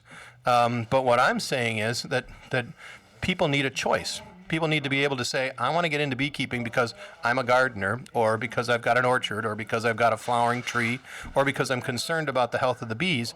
But I got a busy job, a busy life, a busy family, and I don't have the time it's going to take to do the stacked box hive that produces abundance of a crop. What I'd rather do is to just work in symbiosis with the bees and have a hobby. And the Bee Pod allows bees to be bees. And when you let the bees be bees, they don't give us the cash crop that we do when we make bees our slaves. They just give us a little bit because that's what they do to everything. I see. Of course, now we've mentioned it before that Monsanto has bought up the Bee Research Institute in Illinois, which is kind of who's left now? Who's the bee watchdog? Oh well, other nations, France. The ones that put out all of the studies talking about how bad it is to mice. It's you can't write fiction like the truth is in this country with what we do with bees and what companies like Monsanto are able to get away with. When somebody comes up with a study that directly refutes all of the nonsense that they tell us and sell us, within 48 hours they buy the company, and they don't change the name, and they know that we're a short attention span country. So a year from now, when all of the studies are reversed and all of a sudden BeeLogic says, oh, we were wrong, it wasn't Monsanto after all. BeeLogic, that's it. Yeah. Nobody's gonna say, Oh, aren't you owned by Monsanto? Because none of our reporters would ever do that. That would actually be journalism. It would, and that's why, we try to cover the stuff that isn't getting reported, headlines that should have made the front pages. I think the headline, bees in danger of extinction, human race soon to follow with it. Yeah, it could be something more than 7-point type on page 34. My God, what could be more right? pressing at the moment? I love to eat. Charlie, I love to eat. I do too. It's something about it. I've tried not eating before, and it just doesn't work well. I can't seem to avoid it. Maybe I'm addicted to food. I don't know what it is. But if we learn to slow down and chew our food, we can get by with I'm glad you mentioned that. I don't know about that, but we'll definitely digest better and actually absorb our food better. We absorb the sunlight through a chemical digestion process, just the way we do it, and I'm sure the bees do too, and it's a very similar process. In fact, even plants. Everything does. There's something very. Everything lives in the circle of light. Thank God where the sun isn't any. We don't have to pay the power bill. I did the math once, and it's the sun. If you actually had to pay like a penny per kilowatt hour from the sun, it was ridiculous how many trillions of dollars a day it costs. What did Germany just do? Is it 15 gigawatts of power? So they did the equivalent of 6 nuclear power plants from solar that they just proved they were able to do last month. Don't think it made it into mainstream news. Was it a news. solar furnace? No. Just their entire solar output of the country, Germany, is now equivalent to 15 nuclear power plants. So we're told that solar doesn't work. Germany is telling us. Germany's not telling us. Germany's just schooling us. But we aren't paying attention to that school game. No wonder those people almost took over the world. They seem to be, they also have the sense, they're the only ones that, one of the few countries that use dry cast storage for the depleted uranium and plutonium rods. And we don't in America. Our nuclear power is just deplorable. You talk about a threat to the bees. If one of these power plants were shut down and melt down, I guess the moral of the story is we're all inextricably connected here on Earth, and that we need to maintain a balance in harmony in our nature. And how is that going to happen when large corporations dominate and have a monopoly on everything, and our average citizens become more and more ignorant and less informed about these factors? So, I guess that's why we're here talking about it, aren't we, Charlie? Yeah. But, the deal is that we're not trying to say that, multinational corporations are evil in nature. We're saying that they are, the manifestation that they have become is evil in nature. Oh, I see what you're saying. And so you could have a good corporation if you took down a lot of the competitive nature, a lot of the desire for, opaqueness and patenting, if we rethought our society. So some people say that, if we have, a problem in our civilization, that could give us the hard reset that we need to rethink the way that we work as people. So, I don't know. I'm not in, I don't have time to fight that fight anymore. I found a better fight, and that fight is to save some bees. I think, too, and just the fact that, having become an expert in this, Charlie, that you're able to train and educate people to do the same. And essentially, you can clone yourself as a beekeeper. Yeah, scary thought. I would take up I would love if I had the land or the facilities to do it. Can you do bees in the basement? Is that cruel? Do you need sunlight? How do you manage your bees situation? Yeah, you can do bees. You can do bees inside of a house in some fashion, but you don't need much space. The bees automatically will take a 2.5 mile radius look at your neighborhood, and they will work that like you would work the supermarket that you go to get your food. So what's in aisle 7, and if you have to run in and get a gallon of milk, you don't have to wander the aisles trying to figure out where it is. You know where the milk is because that's your supermarket. They own that 2.5 mile area, and they know the clovers here, they know the flowers that are over there, they know the basswoods here, and they know when that's all coming in. So they know to tell their hive, start to ramp up because there's a lot of clover. It'll be in bloom about 3 weeks. And we need helpers. So the bees are smart. Do you let the bees out for Friday nights? How does this work? They don't go out at night very much because they run by the sun. They are They are manifestations of sunlight. Are they free to come and go? I guess that's my question. We've got TSA. No, we've got. That's the point is that you let bees be bees, and so we have. These how would the beehives. neighbors feel? I mean, how would the neighbors feel about that? I mean, obviously the bees don't pose a threat, but most people, if they saw a swarm of yellow jackets or something, they'd be freaking out. Swarm of yellow jackets is something to freak out too. But if you had a swarm of bees, the education of people as to the function of the bees and the docileness of the bees would be something enlightening. People mix up wasps and bees or hornets and bees all the time, and we need to do due diligence to try to clarify that honeybees really have little to do with our sodas, little to do with our picnics, little to do with any of our foods. They have much more to do with our foods on the back end. They care about the flowers. They care about the nectar. They don't care about sugar water. They'll eat it if it's in the hive, and that's what they have to do, but they're not looking for your can of soda. Wasps are, like crazy they are, because wasps don't make honey. They just eat stuff. They're just omnivores. They're just consumers. They're like flying sharks. What would they eat if they didn't have man's soda water sitting around? What would wasps eat? And what did they originally eat? Would they raid they're bee omnivores. colonies? Yeah. They do anything. They eat each other. They eat insects. They prey on they prey on anything. They eat anything. The only reason that they go after our sodas, and if you'll pay attention to it, you'll notice that they aren't going after your soda until fall. And what's going on in fall? Most of the flowers are going to bed.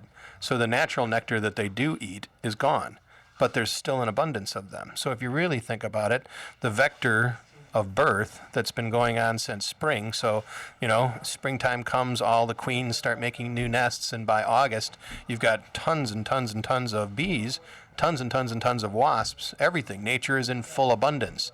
And then all of a sudden in August, the plants start getting ready to go to bed. The insects are in maximum thriving intensity, and the honeybees have been stowing it away, so they're ready to go. The wasps haven't been. So the wasps start saying, where's any food? Because there's none out in the field. And they start coming to our porches, and they start coming to our sodas. You don't put your, that piece of cardboard over your soda can until August and September and October, right? You're not doing it in July and June and that, because they've got all the food they want somewhere else. It's only when there's no food out there that they start looking at us. They're just opportunists. Can't blame them. I mean, it's amazing. Nature is incredibly proficient. That which works tends to survive. That which doesn't goes by the sidelines. It becomes part of history. I'm glad. It kind of breaks my heart in some ways. I mean, it just is. The very idea that we're even just screwing up bees. There's nothing sacred. Yep. That part's the bad part, and I think that's the thing to really key in on is regardless of our political folly, regardless of our human folly, don't we have an obligation to life on Earth as it is right now to try to save the very insects that brought the food to Earth? We talk sometimes when we want to get arrogant about how man has, chosen the food and we are master of our domain. But the menu was supplied by the insect pollinators. The 14 potatoes that we decided that we want to eat and the 16 apples that we decided that we want to eat were given from a menu that was hundreds of items big, and those were all given to us by bees. Insect pollinators, and of those, man chose the 7, 8, or the 9 or 10 or the whatever. So the hubris of people to think, oh yeah, I'm the one who brought this to the table. You're missing the whole point. The bees brought it to us. So we should honor the bees, and we should honor the bees by trying to bring them back or sustain them. So if you put a hive in the backyard, it's a minimal amount of work. There is some work first half of the year. It's more fun. I mean, there are windows on the side of the hive so you can watch BTV. It's family programming 24 hours a day, no commercials. What about the winter time? So wintertime's cool too. Wintertime, the bees all huddle up around their queen and vibrate, rub, make heat. All So, winter long. all So you winter can just long. leave these guys just sitting in the backyard and Yeah, they've been doing it without our help for millions of years. They don't need I us. guess they had to do it somehow, right? I just figured they migrated or something. No, the only migration that ever happens is when a truck picks them up and takes them over to some place they don't want to go. Condos in Florida. Yeah, no, just internment camps with more work to do. Oh my goodness. But yeah, that's. And then what we do is we ship them over to another internment camp in California and have them work the almond until they bring back lots and lots of almond honey, and then we take all that almond honey from them and feed them toxic high fructose corn syrup as we ship them up to their next internment camp at the raspberry fields, and then we fleece them of their raspberry honey and then feed them toxic corn syrup as we haul them up to do the peaches or the whatever. And each time we take that food away, not even considering that they would have liked to have variety, because bees like we don't go to a supermarket and just stock up on potatoes. They like a little bit of this, a little bit of that, a little bit of this, just like we do. But when we go and monoculture them, we're saying, hey, there's just a ton of almonds, go do it. They look at it like, well, whatever, I'll oblige, I'll do all of this. It's not healthy for me, it's not healthy for my kids. We're eating all one type of a thing. And then to add, a little dirt into that, then we go and give them the high fructose corn syrup. So this is what our monocrop agriculture system has done, and it has created all of these little problems that are also attributing to colony collapse disorder. But what is the big thing that we can do is to try and make survivor bees, try and make bees that can be healthy and attuned to our neighborhood. So if we can get bees that stay here over winter and survive the winter, the queens that are laid from there and the drones that are made from them that mate with other stock in the neighborhood starts to strengthen the diversity of the bees. And then we may be able to bounce back from the calamity that it looks like we're headed for. There's half the bee population since 7 years ago on Earth is gone. Okay, what's the estimate? What's the ETA on the total decimation of the bees? Well, I don't know, but last year, most of the big-time beekeepers, the commercial beekeepers, the 50,000, 60,000, 70,000 colony beekeepers, were saying, we're running out of options, because the sisters of sisters of sisters that they're cloning are getting so weak in their genetics that they're dying of the common cold. They can't even survive simple little problems. So they're saying we just can't keep doing this. So something's got to give. And so we'll see how it goes. But in the meantime, some of the salvation is going to be in us putting hives in our backyards. That's the way to fight back, huh? I don't know, but I think it's one of the only ways I can think of. Or help the bees fight back. Short of telling, Monsanto that, profits over people is not the way a citizen, whether you're corporate or human, survives in a community. It's really, we could blame Monsanto, we can blame our political leaders, but really we got to point the finger right back at ourselves, because we allow this. Yep. We allow this through our complacence, our acquiescence, our ignorance, our woeful ignorance. It's just kind of something where, we're on the air here, people telling you worldwide broadcast that the bees are in danger. It's a pressing concern. Proposition 37 came out in California in his attempt to warn the public about through labeling on the products. If GMO is so great, why wouldn't you want to put it on there now with extra GMOs? Hell, they don't. Fortified. Don't they? Frankenfood. And they don't want to do that, actually. They just kind of want to shove it under the thing. But, again, if we don't start caring about these issues, it's the only reason, sometimes, Charlie, I'll tell you the truth, lately, the world's problems are just they kind of wear on you after a while. And, you know what? You know where I see the writing? I see us just slipping into a totalitarian system. We're going to lose our democratic representational form of government. We'll soon all be standing in food line. We'll be in our own bloody internment camps real soon. The dust hasn't settled yet. There was a senator that was asking Julius Caesar a long time ago, back when their empire was at its peak, and they had so many different cultural and ethnic diverse population walking around in Rome, that the inhabitants of Rome couldn't tell the difference between a slave and a valued person from a faraway nation. And they would have common conversations with people in the market only to realize that they had been talking to a slave. And they were insulted at this, oh my God, I talked to a slave. And one of the senators told Caesar, why don't we put a letter on them? Why don't we put a mark on all the slaves so that we know we're talking to a slave? And one of the other senators was like, no, let's not do that, because then they'll know how many there are of them. And I think that's the thing that we've got. And this last election, I think, said that, is that a lot of people got out the vote. A lot of people got out and said, hey, I don't want this. But now what we got to do is we got to say, what do you want? And what are you prepared to do to fight for it? So Prop 37 going down is a good thing in the sense that it's allowed us now a stage to be able to talk about it that's big enough that we'll be able to have fights in all the other states. So I don't think it's just the first domino tipping over and all the rest are ready to go. I see it as the gauntlet's laid, and now we can start to fight about it. It's the only way you can look at it. You got to find the silver lining. So, well, Charlie, I want a welfare state. I don't want to work anymore. I just want to collect money from the government. I don't want to know where money comes from or what all these bee problems are. I just want to sit on my fat ass, watch TV, make my brain dead, and eat high fructose corn syrup. Don't I have a right as an American to do that? Of course, I'm being facetious. I'm being completely facetious, but yeah. Sometimes you wonder. So anyhow, we're at BPods and bpods.com. So if you look us up on the web, www.bpods.com, we're also in a lot of places around here in the city of Milwaukee, at the Urban Ecology Center in River West, at the Urban Ecology Center in the Menominee Valley, over at the Berner Botanical Garden.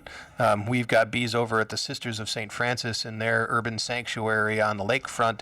We've got bees in our main office on 5th and Kilbourne at Bucket Works. And Bucket Works is something I wanted to put a plug in too. I visited your hive at Bucket Works. You weren't there, but I tried your soap. I tasted your honey. Hey, there you go. And I was generally impressed. And that was long before we even knew we were going to get you on the show. It's kind of funny how that worked out. Yeah, it's amazing how many people come through. Charlie Keenan, right? Yep. Yeah, she said he's coming on the show. I'm like, oh, well, I've seen his work. That's good. I like it. Yeah, the buzz is starting to spread, and that's important. And Bucket Works is a great place to do it. And I invite anybody here that's looking at something. There's been some big changes over at the Bucket Works. We've got a lot of really dynamic new power coming in with our new director, Tim Scythe, who came in from an international background of working in spaces similar to Bucket Works, and he's been very positive in connecting us into the community and in putting together a whole new vision for how Bucket Works can work. But Bucket Works in and of itself is like an incubator that's a cross-pollinating one. So unlike some of the ones that are popping up now that seem to be tech-driven, or software-driven, we try to do a little bit of everything. We've got our software people. We've got a whole bunch of meetups that happen throughout the month. It's really interesting. I visited one day, and you had in one room, you had guys playing on a big djembe, getting ready. They just came back from Ren Fair. Then you had some girl up in the office. She was working late on some computer graphic design, something work. Then you had, of course, your bee colony there. Then you had a group of guys right when you walked in the front door. They were doing this thing where you take a wheel and you crank the wheel, and they had the diodes set on these little lights so that they spun and just right so that it started to form letters and words. And honestly, I found it fascinating. I mean, very educational, very entertaining. And I was, for one, I can be a real cynical prick sometimes. I mean, no joke. I just get this. It gets to me what's happening in the world, and I can't help but feel it. But when I walk in there and I see you guys actively engaging your minds, pushing the human imagination, interfacing with each other, and this idea of cross-pollination of ideas, I start to get a little bit of hope of humanity. I just wish there were more Bucket Works. I wish there were more Charlie Keenans and more beekeeping, more bpods.com out there. I'm all for it. I mean, you guys have 100% support on my end. I just get on this talk radio, talk about stuff, and try to facilitate this stuff. But usually I get off air these days, and I'm just like, you know what? I don't have the heart for this stuff. I'm an oil painter by nature.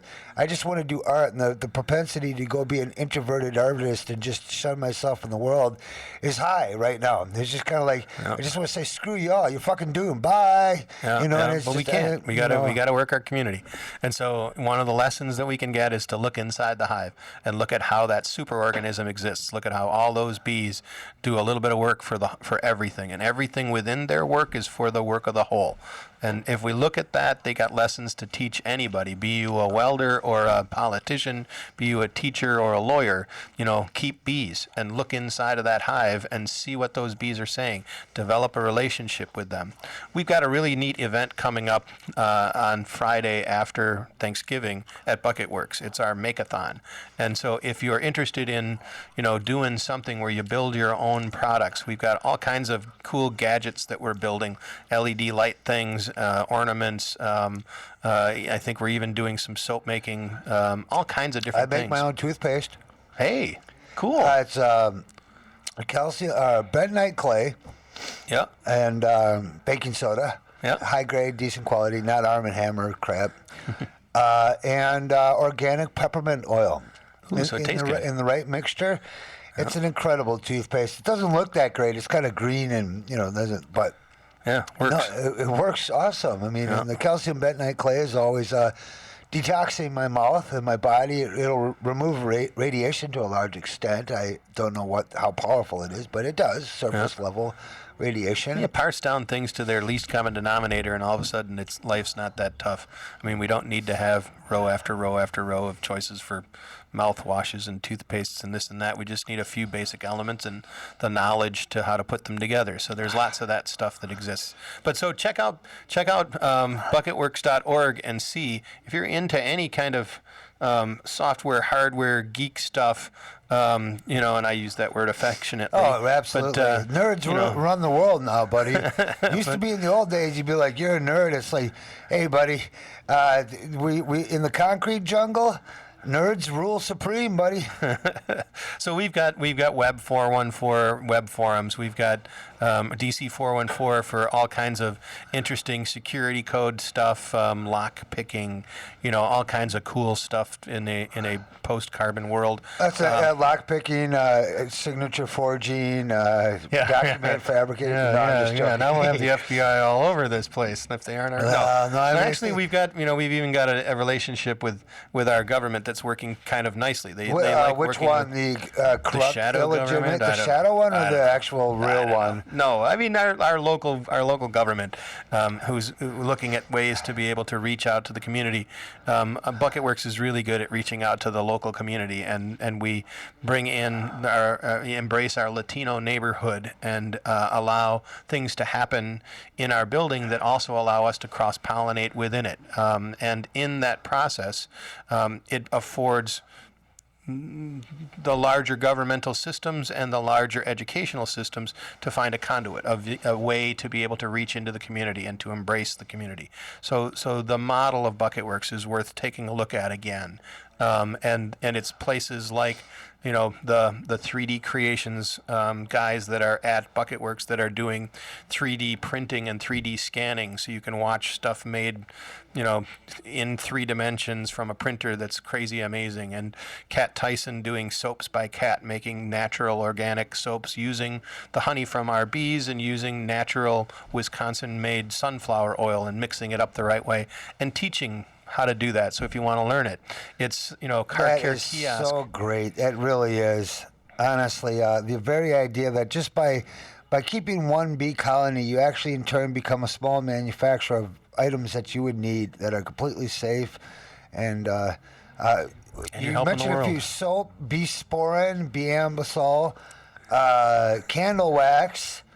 Better than paraffin wax, which is a petroleum sting. The sting itself, the fomic acid that comes in the bee's sting is very life-giving, is very healthy. It's good for us. No kidding. So what do you recommend? Getting stung by a bee every now and then, or it can't hurt. Really? Yeah, that's fascinating. No, bee stings are great. Actually, it's going to hurt. Look at how old most beekeepers are. And they generally, may not be the most physically fit people. Some of them are, but I mean, one thing they do is they live a long time.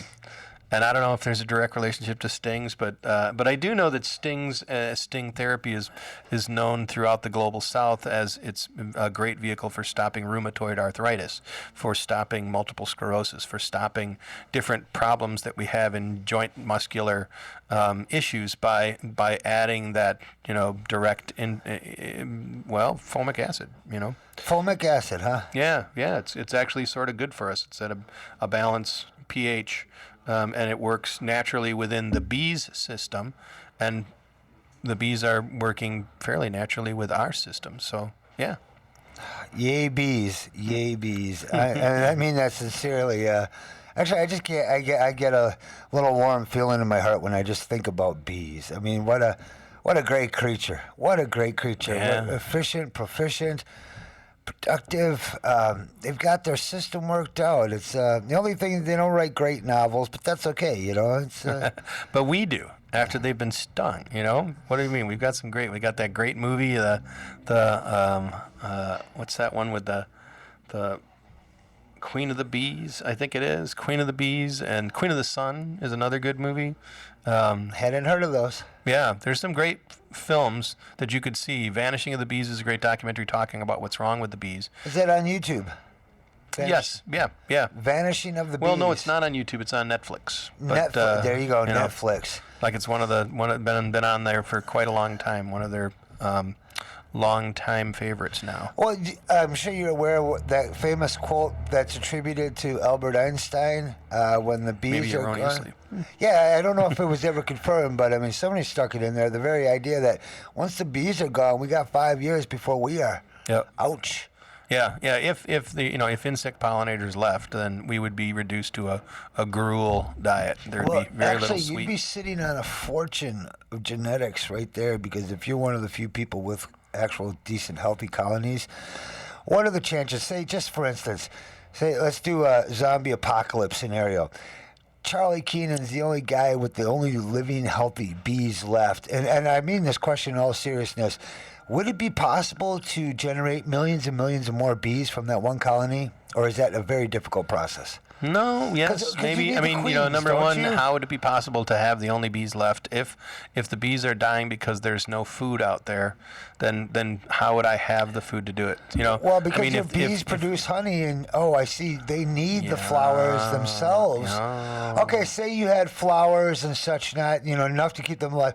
How do you make new queens? How does that be determined? Well, natural selection is how the bees do it. So the bees will take an egg laid by a queen and repurpose it. So they take it out of the bed that was for a queen, for a worker bee, and they'll put it into a special bed made for a queen. So there's a bed that's twice as big, and that's access is vertical, not horizontal. If you look at bees are typically born in a horizontal stage. And I was just talking to Gunther Hawk yesterday, who's in a couple of these movies, and he's got a place called Spikenard Farms out in Virginia. And he speaks of the Rudolf Steiner ideas of bees. And so when he was talking about it, he said that, in ancient times, those that served were horizontal. In a horizontal position, you're not able to defend yourself. You're not standing up. When you stand up for yourself, you stand up vertical, and you're in your kingly, your imperial way.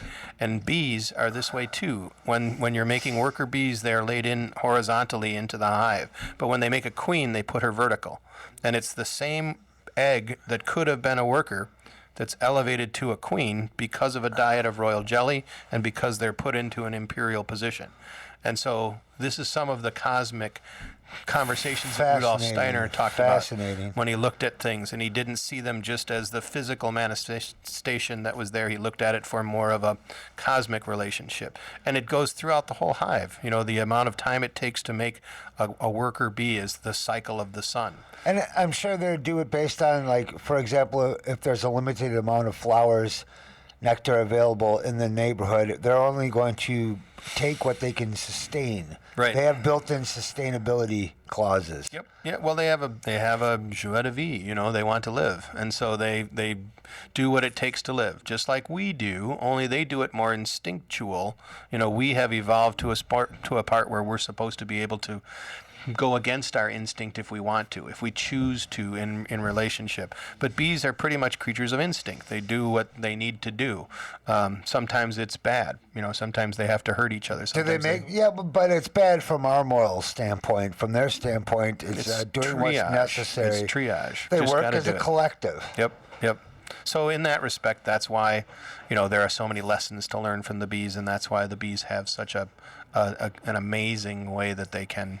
Hey, the Japanese have learned much from the bees. I just don't know if it translates well into our Western systems. You know, we were very individualistic at one point, which has its strengths and weaknesses as well. But we'll see. I'm all for it. I mean, bees, they're actually. I don't know. I mean, anything that can be. We'll get you into a hive soon enough. Get won't me we? into the hive. It's just, they'd probably fire me. So take a look at the websites at the Urban Ecology Center. Take a look at the Bucket Works website. Take a look at the Bee Pods website. Just Google Bee Pods, and there's video content, there's written content, and then there are classes. And I do these things called beesentations, and I do them in a number of different places. And they're just, you know, no live bees, not interested in turning you into a beekeeper, but just turning you on to the ways of the bees. And they're great presentations. I'm good at it. Hey, Been doing them enough times. Jesus spoke about the Beatitudes.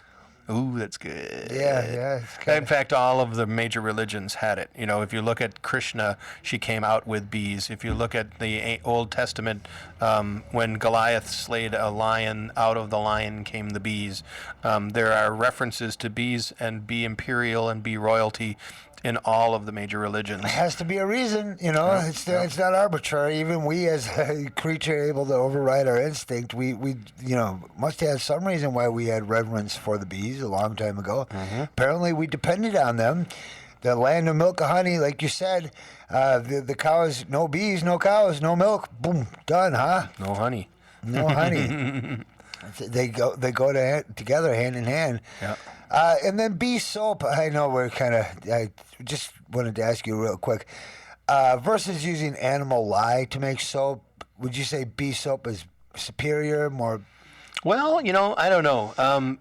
Kat Tyson is the person who's the soap expert over at Bucket Works, and she makes a really wonderful soap. And it's the way she combines the materials and the way that she allows them to dry or harden or activate that create different types of soaps, and she's very picky about how she puts the thing together. She's very picky about how she puts the formula together. And I think that's kind of what's important about it. I mean, you can do loosey-goosey soap making. When I was doing biodiesel processing out at my old place in Mequon, we made soap, and it was kind of, hit or miss kind of soap. But over here, because that's her business, she makes it very important to have consistency in a batch and some really nice stuff. So I can't tell you the difference between animal lye or the regular chemical lye or that, but I can say that having local products, and it's neat to have her there because we get to sample it. So there are different formulas. There's not, that you can. Do they actually mix it with animal lye products to get it, or can you just derive a soap pure from just bee products? No, not pure from bee products. Bee products are an enhancement to it. I see. That's what I wanted to know. But there are different things that we can make with bee products. You can make boot polish, you can make wood polish, you can make paint, encaustic paint. The paint that was used to paint the Sistine Chapel was based on beeswax. So there's many different things. Oh yeah, they call it encaustic. Yeah. So it's it's wax-based paint. Really? Yeah. Dang it, because the stuff that they mixed in with the wet plaster was actually wax-based. Yeah. Son of a gun. And not tempera, not oil, not egg-based, not oil-based. Well, I don't know if there was additional things put in it, but yes, I mean it's a honey-based thing. I was painting frescoes about over a decade ago, and I wish I would have known that. I couldn't find any books that mentioned that. Yeah, there's a woman, I can't remember her name, sorry, over in Hyde House who teaches encaustic painting and has gotten some honey from me in the past, or some wax from me in the past. But yeah, these are the types of things that are available. I think Kat's doing a bunch of soap in the pop-up gallery. That's where is it? Murray Hill, over where the Murray Hill pottery studio is. They've got a gallery there that's with about 15 artists, and you can get a bunch of her soaps and a bunch of other products there up through Christmas. So do your shopping there. If you're going to do anything black on Black Friday, do it local. Don't go to the web and don't go to Walmart. Yeah, definitely. You know what? One of my ways of fighting back is I tell my listeners, I think we have listeners out there. And yeah, I say vote with your dollars. And I would rather pay more supporting my local community than I would. I tried to give no money to major corporations. I mean, there's certain things you can't avoid. It takes 7 gallons of oil just to make a car tire.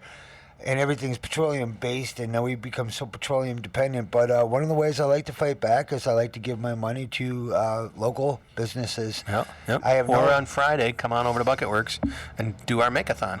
What is the build your own Make-a-thon? stuff. So Make-a-thon is just a bunch of our hackers come over and help adults and kids and kids who are adults make things, and we've got some fascinating little projects that we can work on. We got all kinds of cool little toys and gadgets and things, and you can solder and cut and compute and play with different types of toys and different types of objects that you can then give away as gifts. So it's a way of saying, don't go buy it, make it. Sounds like something that the children would love to do as well. If you're totally a parent, bring along the kids. Yep.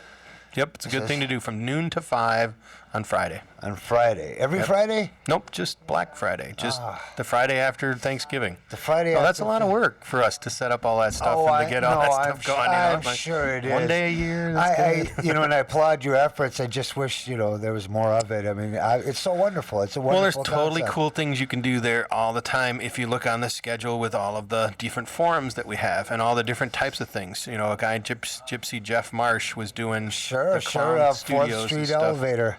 Yeah, and he's still lives on, even though he's now in North Carolina doing a little bit more. Is that why I haven't seen him around? Yep. But he's not forgotten, and he's still living vicariously through a bunch of the acts that he's set up. So there's still silks class, so you can do acrobatic silks there. We still have a number of the other stilt walking and face painting and things like that are going on. Just look on our website. At bucketworks.org and see the different things that are happening. There's make-a-thons, there's hackathons, there's bar camps, there's, my God, there's something going on there all the time. That is just incredible. I would get over there. I've seldom come to visit you guys, but I would love to. I mean, it's just more and more. It's just good stuff. You guys are doing something. You're not just sitting there watching television. You're not just numbing your brain with alcohol. You're not just eating high fructose corn. Well, maybe you are, but I mean, we know it makes you dumber, but that doesn't seem to be having an effect on you guys. We won't be able to eat Twinkies anymore, apparently. You can't. In fact, I had an article here and today that I was going to read about Twinkies. I forgot. What is it? This kind of a. They're going chapter 13. Well, Hostess is going under. Well, the Twinkie apocalypse is upon us. Yeah. Closing of Hostess causes nationwide junk food preparedness surge among desperate Americans. And it's hilarious how some of the people are responding in some of our media outlets where they're screaming in outrage about the unions and how horrible it is, and nobody's kind of going, but it's junk food. It's really not bad if it goes away. Don't get hung up on unions. Why don't you get hung up on the fact that we're getting rid of junk food and go, yay! Do you remember the pink slime scandal that came out? About the pink slime, ammonia-based rotting meat reconstituted into pink slime? I had a friend of mine, a good friend, I love her, sweet woman, good, intelligent woman. It's just every now and then I get these sort of left-handed comments that come out that just kind of freak me out. But she said, well, yeah, a lot of people complained about that. And that factory shut down and they lost their jobs. And I'm thinking, good. Good. And if you lost your job because you worked at Twinkie, look, I'm sorry, man. I don't want any American to lose their job, but making Twinkies ain't where it's at anymore. Yeah, we should be making armaments. Bee colonies. We're really good at making tear gas and mortars and, We don't even depleted do uranium munitions and that kind of stuff. It would freak you out, but it turns out China makes more military products for us, and they're potentially our next enemy on this list. Well, they assemble more parts for us. We still are good at creating the resources. They're just better at assembling. Look, I remember the Vietnam era to a small extent, where one of the I don't say it's a good thing, but it was in a sense that like we actually got kickbacks from that war. Guys here in Wisconsin who had $1 million factories cranking out every day, put people to work, and it was a horrible going on right incident. now. Oshkosh, there's how many industries do we have in Milwaukee alone that are building a piece or a part or a thing for our military efforts? And you know darn well they're being awarded these contracts because of their ability to align with the cause and what's going on. It's a great way to shift resources. If we're going to try to do resource extraction, why not pick our friends and embolden them through the profits of them, participating with this. It's it's a natural occurring phenomenon when a civilization decides to shirk their ethics and morality, and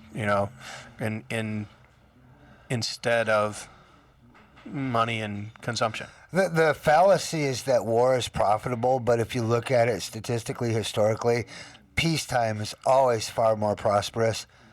And this idea that we lack imagination so much that we can only kill each other to profit anymore, that we can't come up with any ideas. I mean, of course, you guys at Bucket Works tons of ideas out there. It's yeah, well, you live in the hive of ideas, right? Or at work in the hive of ideas, but that's not indicative of all those. Well, all of us have something in us. All of us do something somewhere that we have a passion for. And I mean that's when it boils down to it. If we create a society that works better, we will not have to work. There's no reason for us to have to work. What we should do is enrich and fulfill the dreams that we have and find those things that we want to do and do them. And you know what? There are studies that already show that if you have 25,000 people and you look at all of those people, one person in 25,000 can come up with an idea that is so great that it can take care of the 25,000. In our society, that one person keeps all of that and rises to the top outside of it. But in another world that we could envision, that one idea benefits everybody so that everybody comes up. And that person's still famous, and that person's still great, and that person still can do another idea and do another thing and continue to be above. So there is no proletariat idea of like everybody will be the same and we'll all be wearing gray coats. That's ridiculous. Yeah, that can't work. What it will be is that we treat everybody humanely and we realize that everybody has a value. And even the poorest of people or the most downtrodden of something might have something that's important. They can play an instrument better than anybody. They can, you'd be surprised when you look at people and you give them a smile instead of a scorn, and you let them show you a gift rather than to, get out of the way of my car or get out of the way of my face. When you let people show what's the beauty inside of them, they have it. And that's the thing we really need to do. And the rights of one individual are the rights of all individuals. It's so if we don't protect each other and we don't see the value in others, we're maybe not seeing the value in ourselves, because once again, we're interconnected. There's no way around it. Yay. Well, it's been fun. Yeah. I was just going to say, I kind of felt like, we're headed up to the top of the hour. We got like 15 minutes left. We could go to commercial, give ourselves a break if you want to stick around, or we can call it quits here or whatever. It's up to you, Charlie. No, you can commercial and I can go get another chai. All right, tell you what. I'm going to put on commercial set 4. It's 4 minutes long. It has I'm going to fly down to DFW and interview the TSA real quick. It's all pre-recorded. Don't be fooled, folks. It's just Hollywood. We'll be right back. We're with Charlie Keenan, and I hope that's spelled Keenan. Phonetically, it is. But actually, it's Koenen. Oh, but that's okay. I apologize. I just put out the post for this show, so I misspelled your name. I should have verified that. I'm a bad bee. It doesn't matter. Look up Charbee. Charbee. The beepods.com. Bucket Works. That's where it is. That's the important Charlie thing. and I are going to take a 2-second break here. We'll be right back. Thank you for listening today. Don't go away.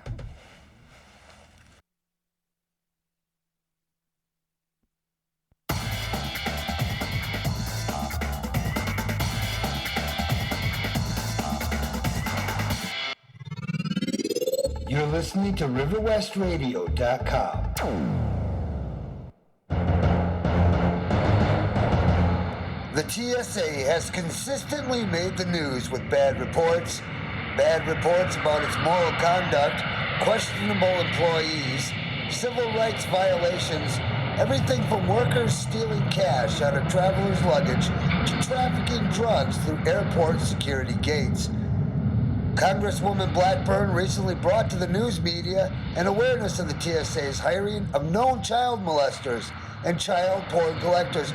My question is, why are we putting up with this? Why have we become so tolerant of being peasant slaves that we will acquiesce to anything? I've come to the DFW International Airport outside Dallas, Texas, to ask some questions of ordinary passengers and to interview the TSA workers themselves. Let's go in and see what they have to say. I don't like what I have to put up with every time I fly. Ted Wilsonberg travels by plane frequently and has to get groped on a regular basis. But does he have to put up with this? No. Hell no. I'd keep these guys out of here if I could. So you don't think that we need to be molested in the interest of national security? No. Think about it. A police officer can't just come up and put their hands in your crotch. But these guys feel me up every time I pass through these gates. But why do you put up with it? I have to do this. My job depends that I fly 3 to 4 times a week. I have a family, you know? The TSA stands for total suckasses when it comes to trampling on the Constitution and the Bill of Rights. How do they get away with it? I asked the director of security here at the airport at Dallas-Fort Worth. Yeah, well, when you pass through them doors, them front doors of this airport, you're no longer in America, boy. You're now in international territory bound by international law. And that's the great secret. The Constitution of the United States does not apply in its airports. Since September 11th, 2001, the Bill of Rights has been circumvented because of the threat of terrorism, when in actuality, you're more likely to die from a bee sting or be struck by lightning than actually be affected by terrorists.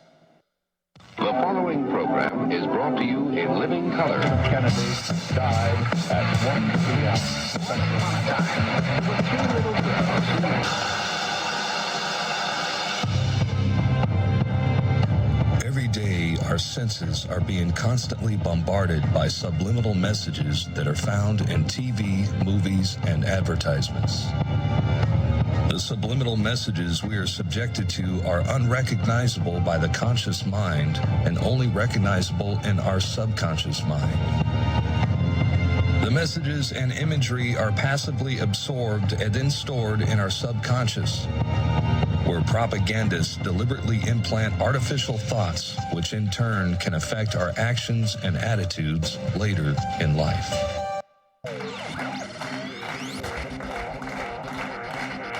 And now, live from River West Radio, the man with words worth listening to, your host, Michael Wordsworth.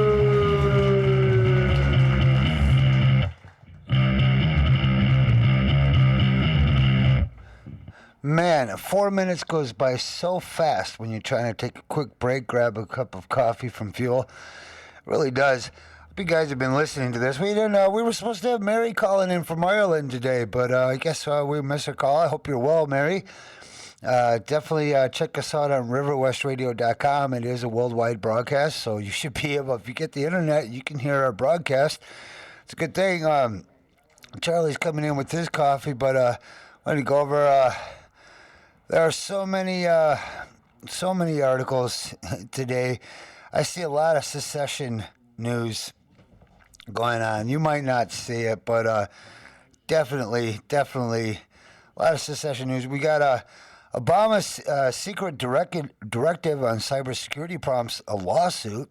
Well, I guess this is a good thing. Lawyers say ruling may enable military deployment within the United States. What? Yeah, this article from Steve Watson.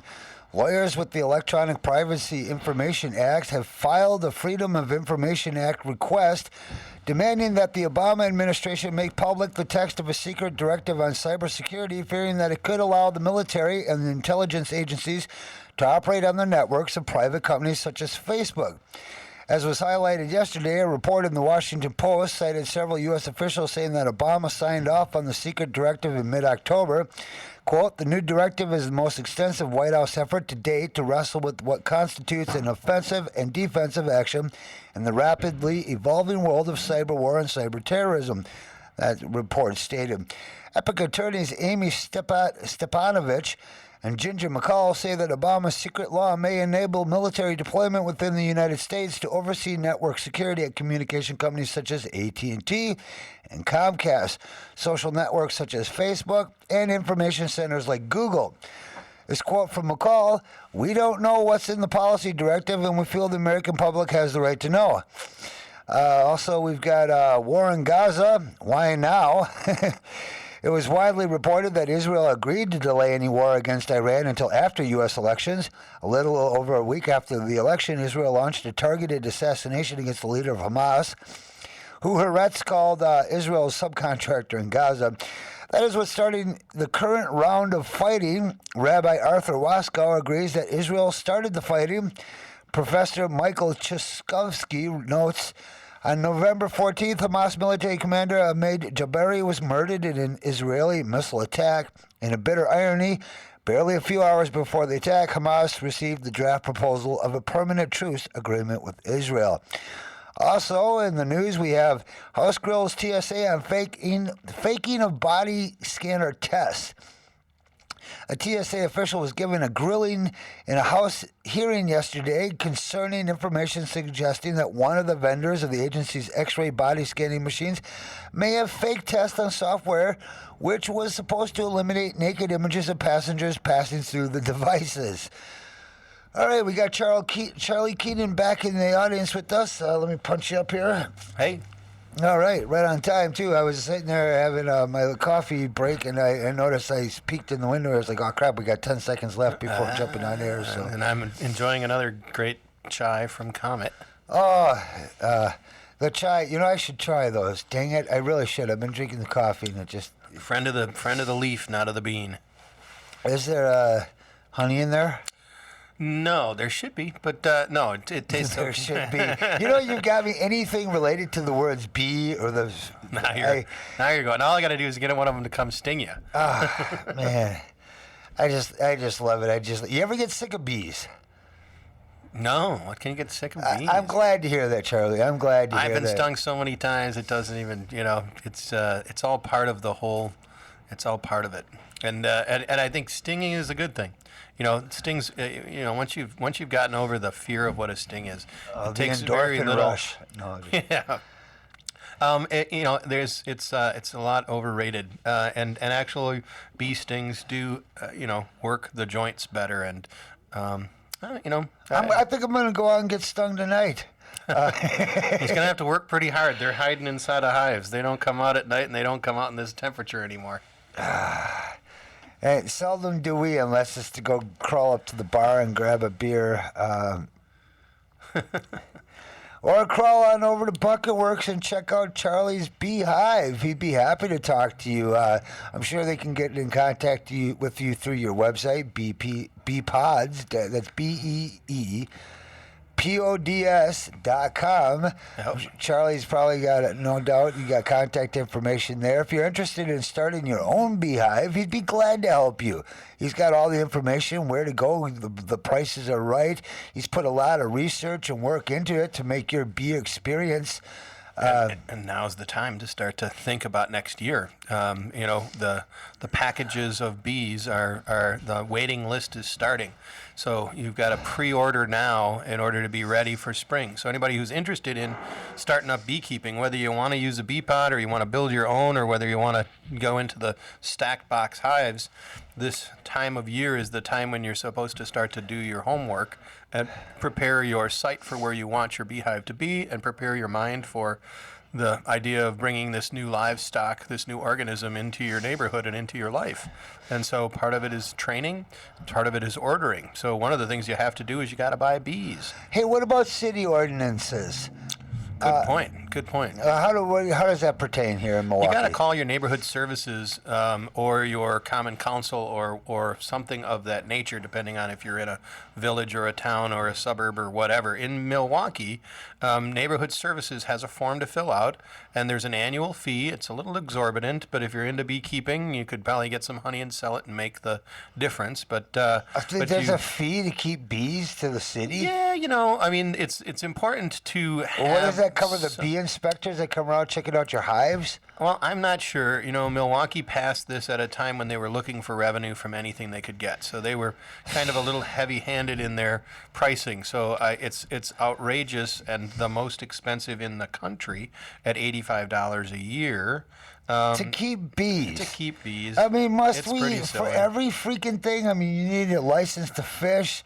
Yeah. I mean, you look, folks, in the old days, you only needed a license from the queen or the king if it was something that it was illegal to do, or if you needed special permission to cut in on their monopoly that they already had on the market. Nowadays, it's the economy we have left is just revenue generation, fees, fines, Yeah, tickets. well, I mean, it's important to have a little bit of money involved in the situation, just in the sense that, there are, like you said, inspections and services that need to be taken into consideration. Most communities are more along the lines of a $10 fee, and that seems pretty doable. And there's plans with a number of our beekeeping community members to try to work with some of the legislators to change that. Maybe if we still need to pay $85 once just to be able to play the game, but then I don't get it. the I annual honestly thing. don't get it. I mean, what the hell? There are no bee inspectors. They don't come around. All I would think is I would need permission from my neighbors, or at least inform them, hey, look, these bees aren't as dangerous as you might have thought. They're not actually going to attack your children. They're actually providing a service In the here. legislature, in the city, and in a number of legislatures done in outlying communities, there is that. They say that, in the city of Milwaukee, it's 200 feet in all directions from where the hive is that you need to notify your neighbors, and you need to have a certain number, I think it's 70% compliance, so that if there are people who are against the bees, afraid of the bees, whatever, they have an opportunity to make a statement, to have a hearing, to have their day in court to say that they don't want the bees. But if you have 7 out of 10, 70% approval, then you can put bees into your neighborhood. And part of that is to give you the ability to go out and communicate to your neighbors about bees. And I think you are an ambassador for these bees, and you are a farmer of a livestock when you bring 80,000 bees into a neighborhood, and you have a responsibility to that neighborhood to be a good custodian of the bees and to be a good diplomat to the neighborhood, to tell them, yes, this is what I have here, this is the threat that it can give to you, but more importantly, this is the benefit that you'll see. And if you do it right, the neighborhood will support you. We've already had numerous examples of people in our own community here who've found fascinating things when they told their neighborhood about their bees. A woman came to a house in the city and brought zucchini bread. Never knew this woman at all. She knocked on the door one night and said, "You're the beekeepers, aren't you?"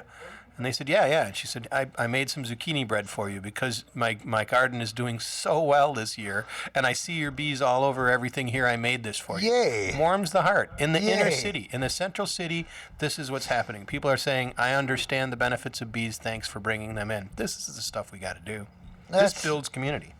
It does indeed. Bees are good at building community. We have many lessons to learn from our friends, the bees. They are, in fact, our friends. Without them, we wouldn't have our food supply. If anything we should respect, it would be the bees. Well, it looks like we're running short on time. I just wanted to shout out one more time, beepods.com. You can find Charlie at Bucket Works, which is located on 6th and what? 706 South 5th Street, in the middle of between La Fuentes and La Perla. Yeah, it's kind of, you don't even have, there's not a sign out there on the front, is I've there? got 3 signs out there now. Oh, thank God. 'Cause I know they just moved about a year ago. Yep. It's So- our 3rd iteration. It's been a little bit more than, it's been almost 2 years now. And Bucket Works is a great place to come well, you know, we've got community spaces down on the 1st floor that you can rent out for as little as $20 an hour to have a party or a dance or a gathering of some kind, watch a movie, you know, all kind of different things. If you ever needed to get a gathering together and your apartment wasn't big enough, where are you going to get $20 an hour to be able to rent out a space? I mean, it's That's ridiculous. nice. I'd rather give you guys $20 an hour, you know, than anything else. So. Yep.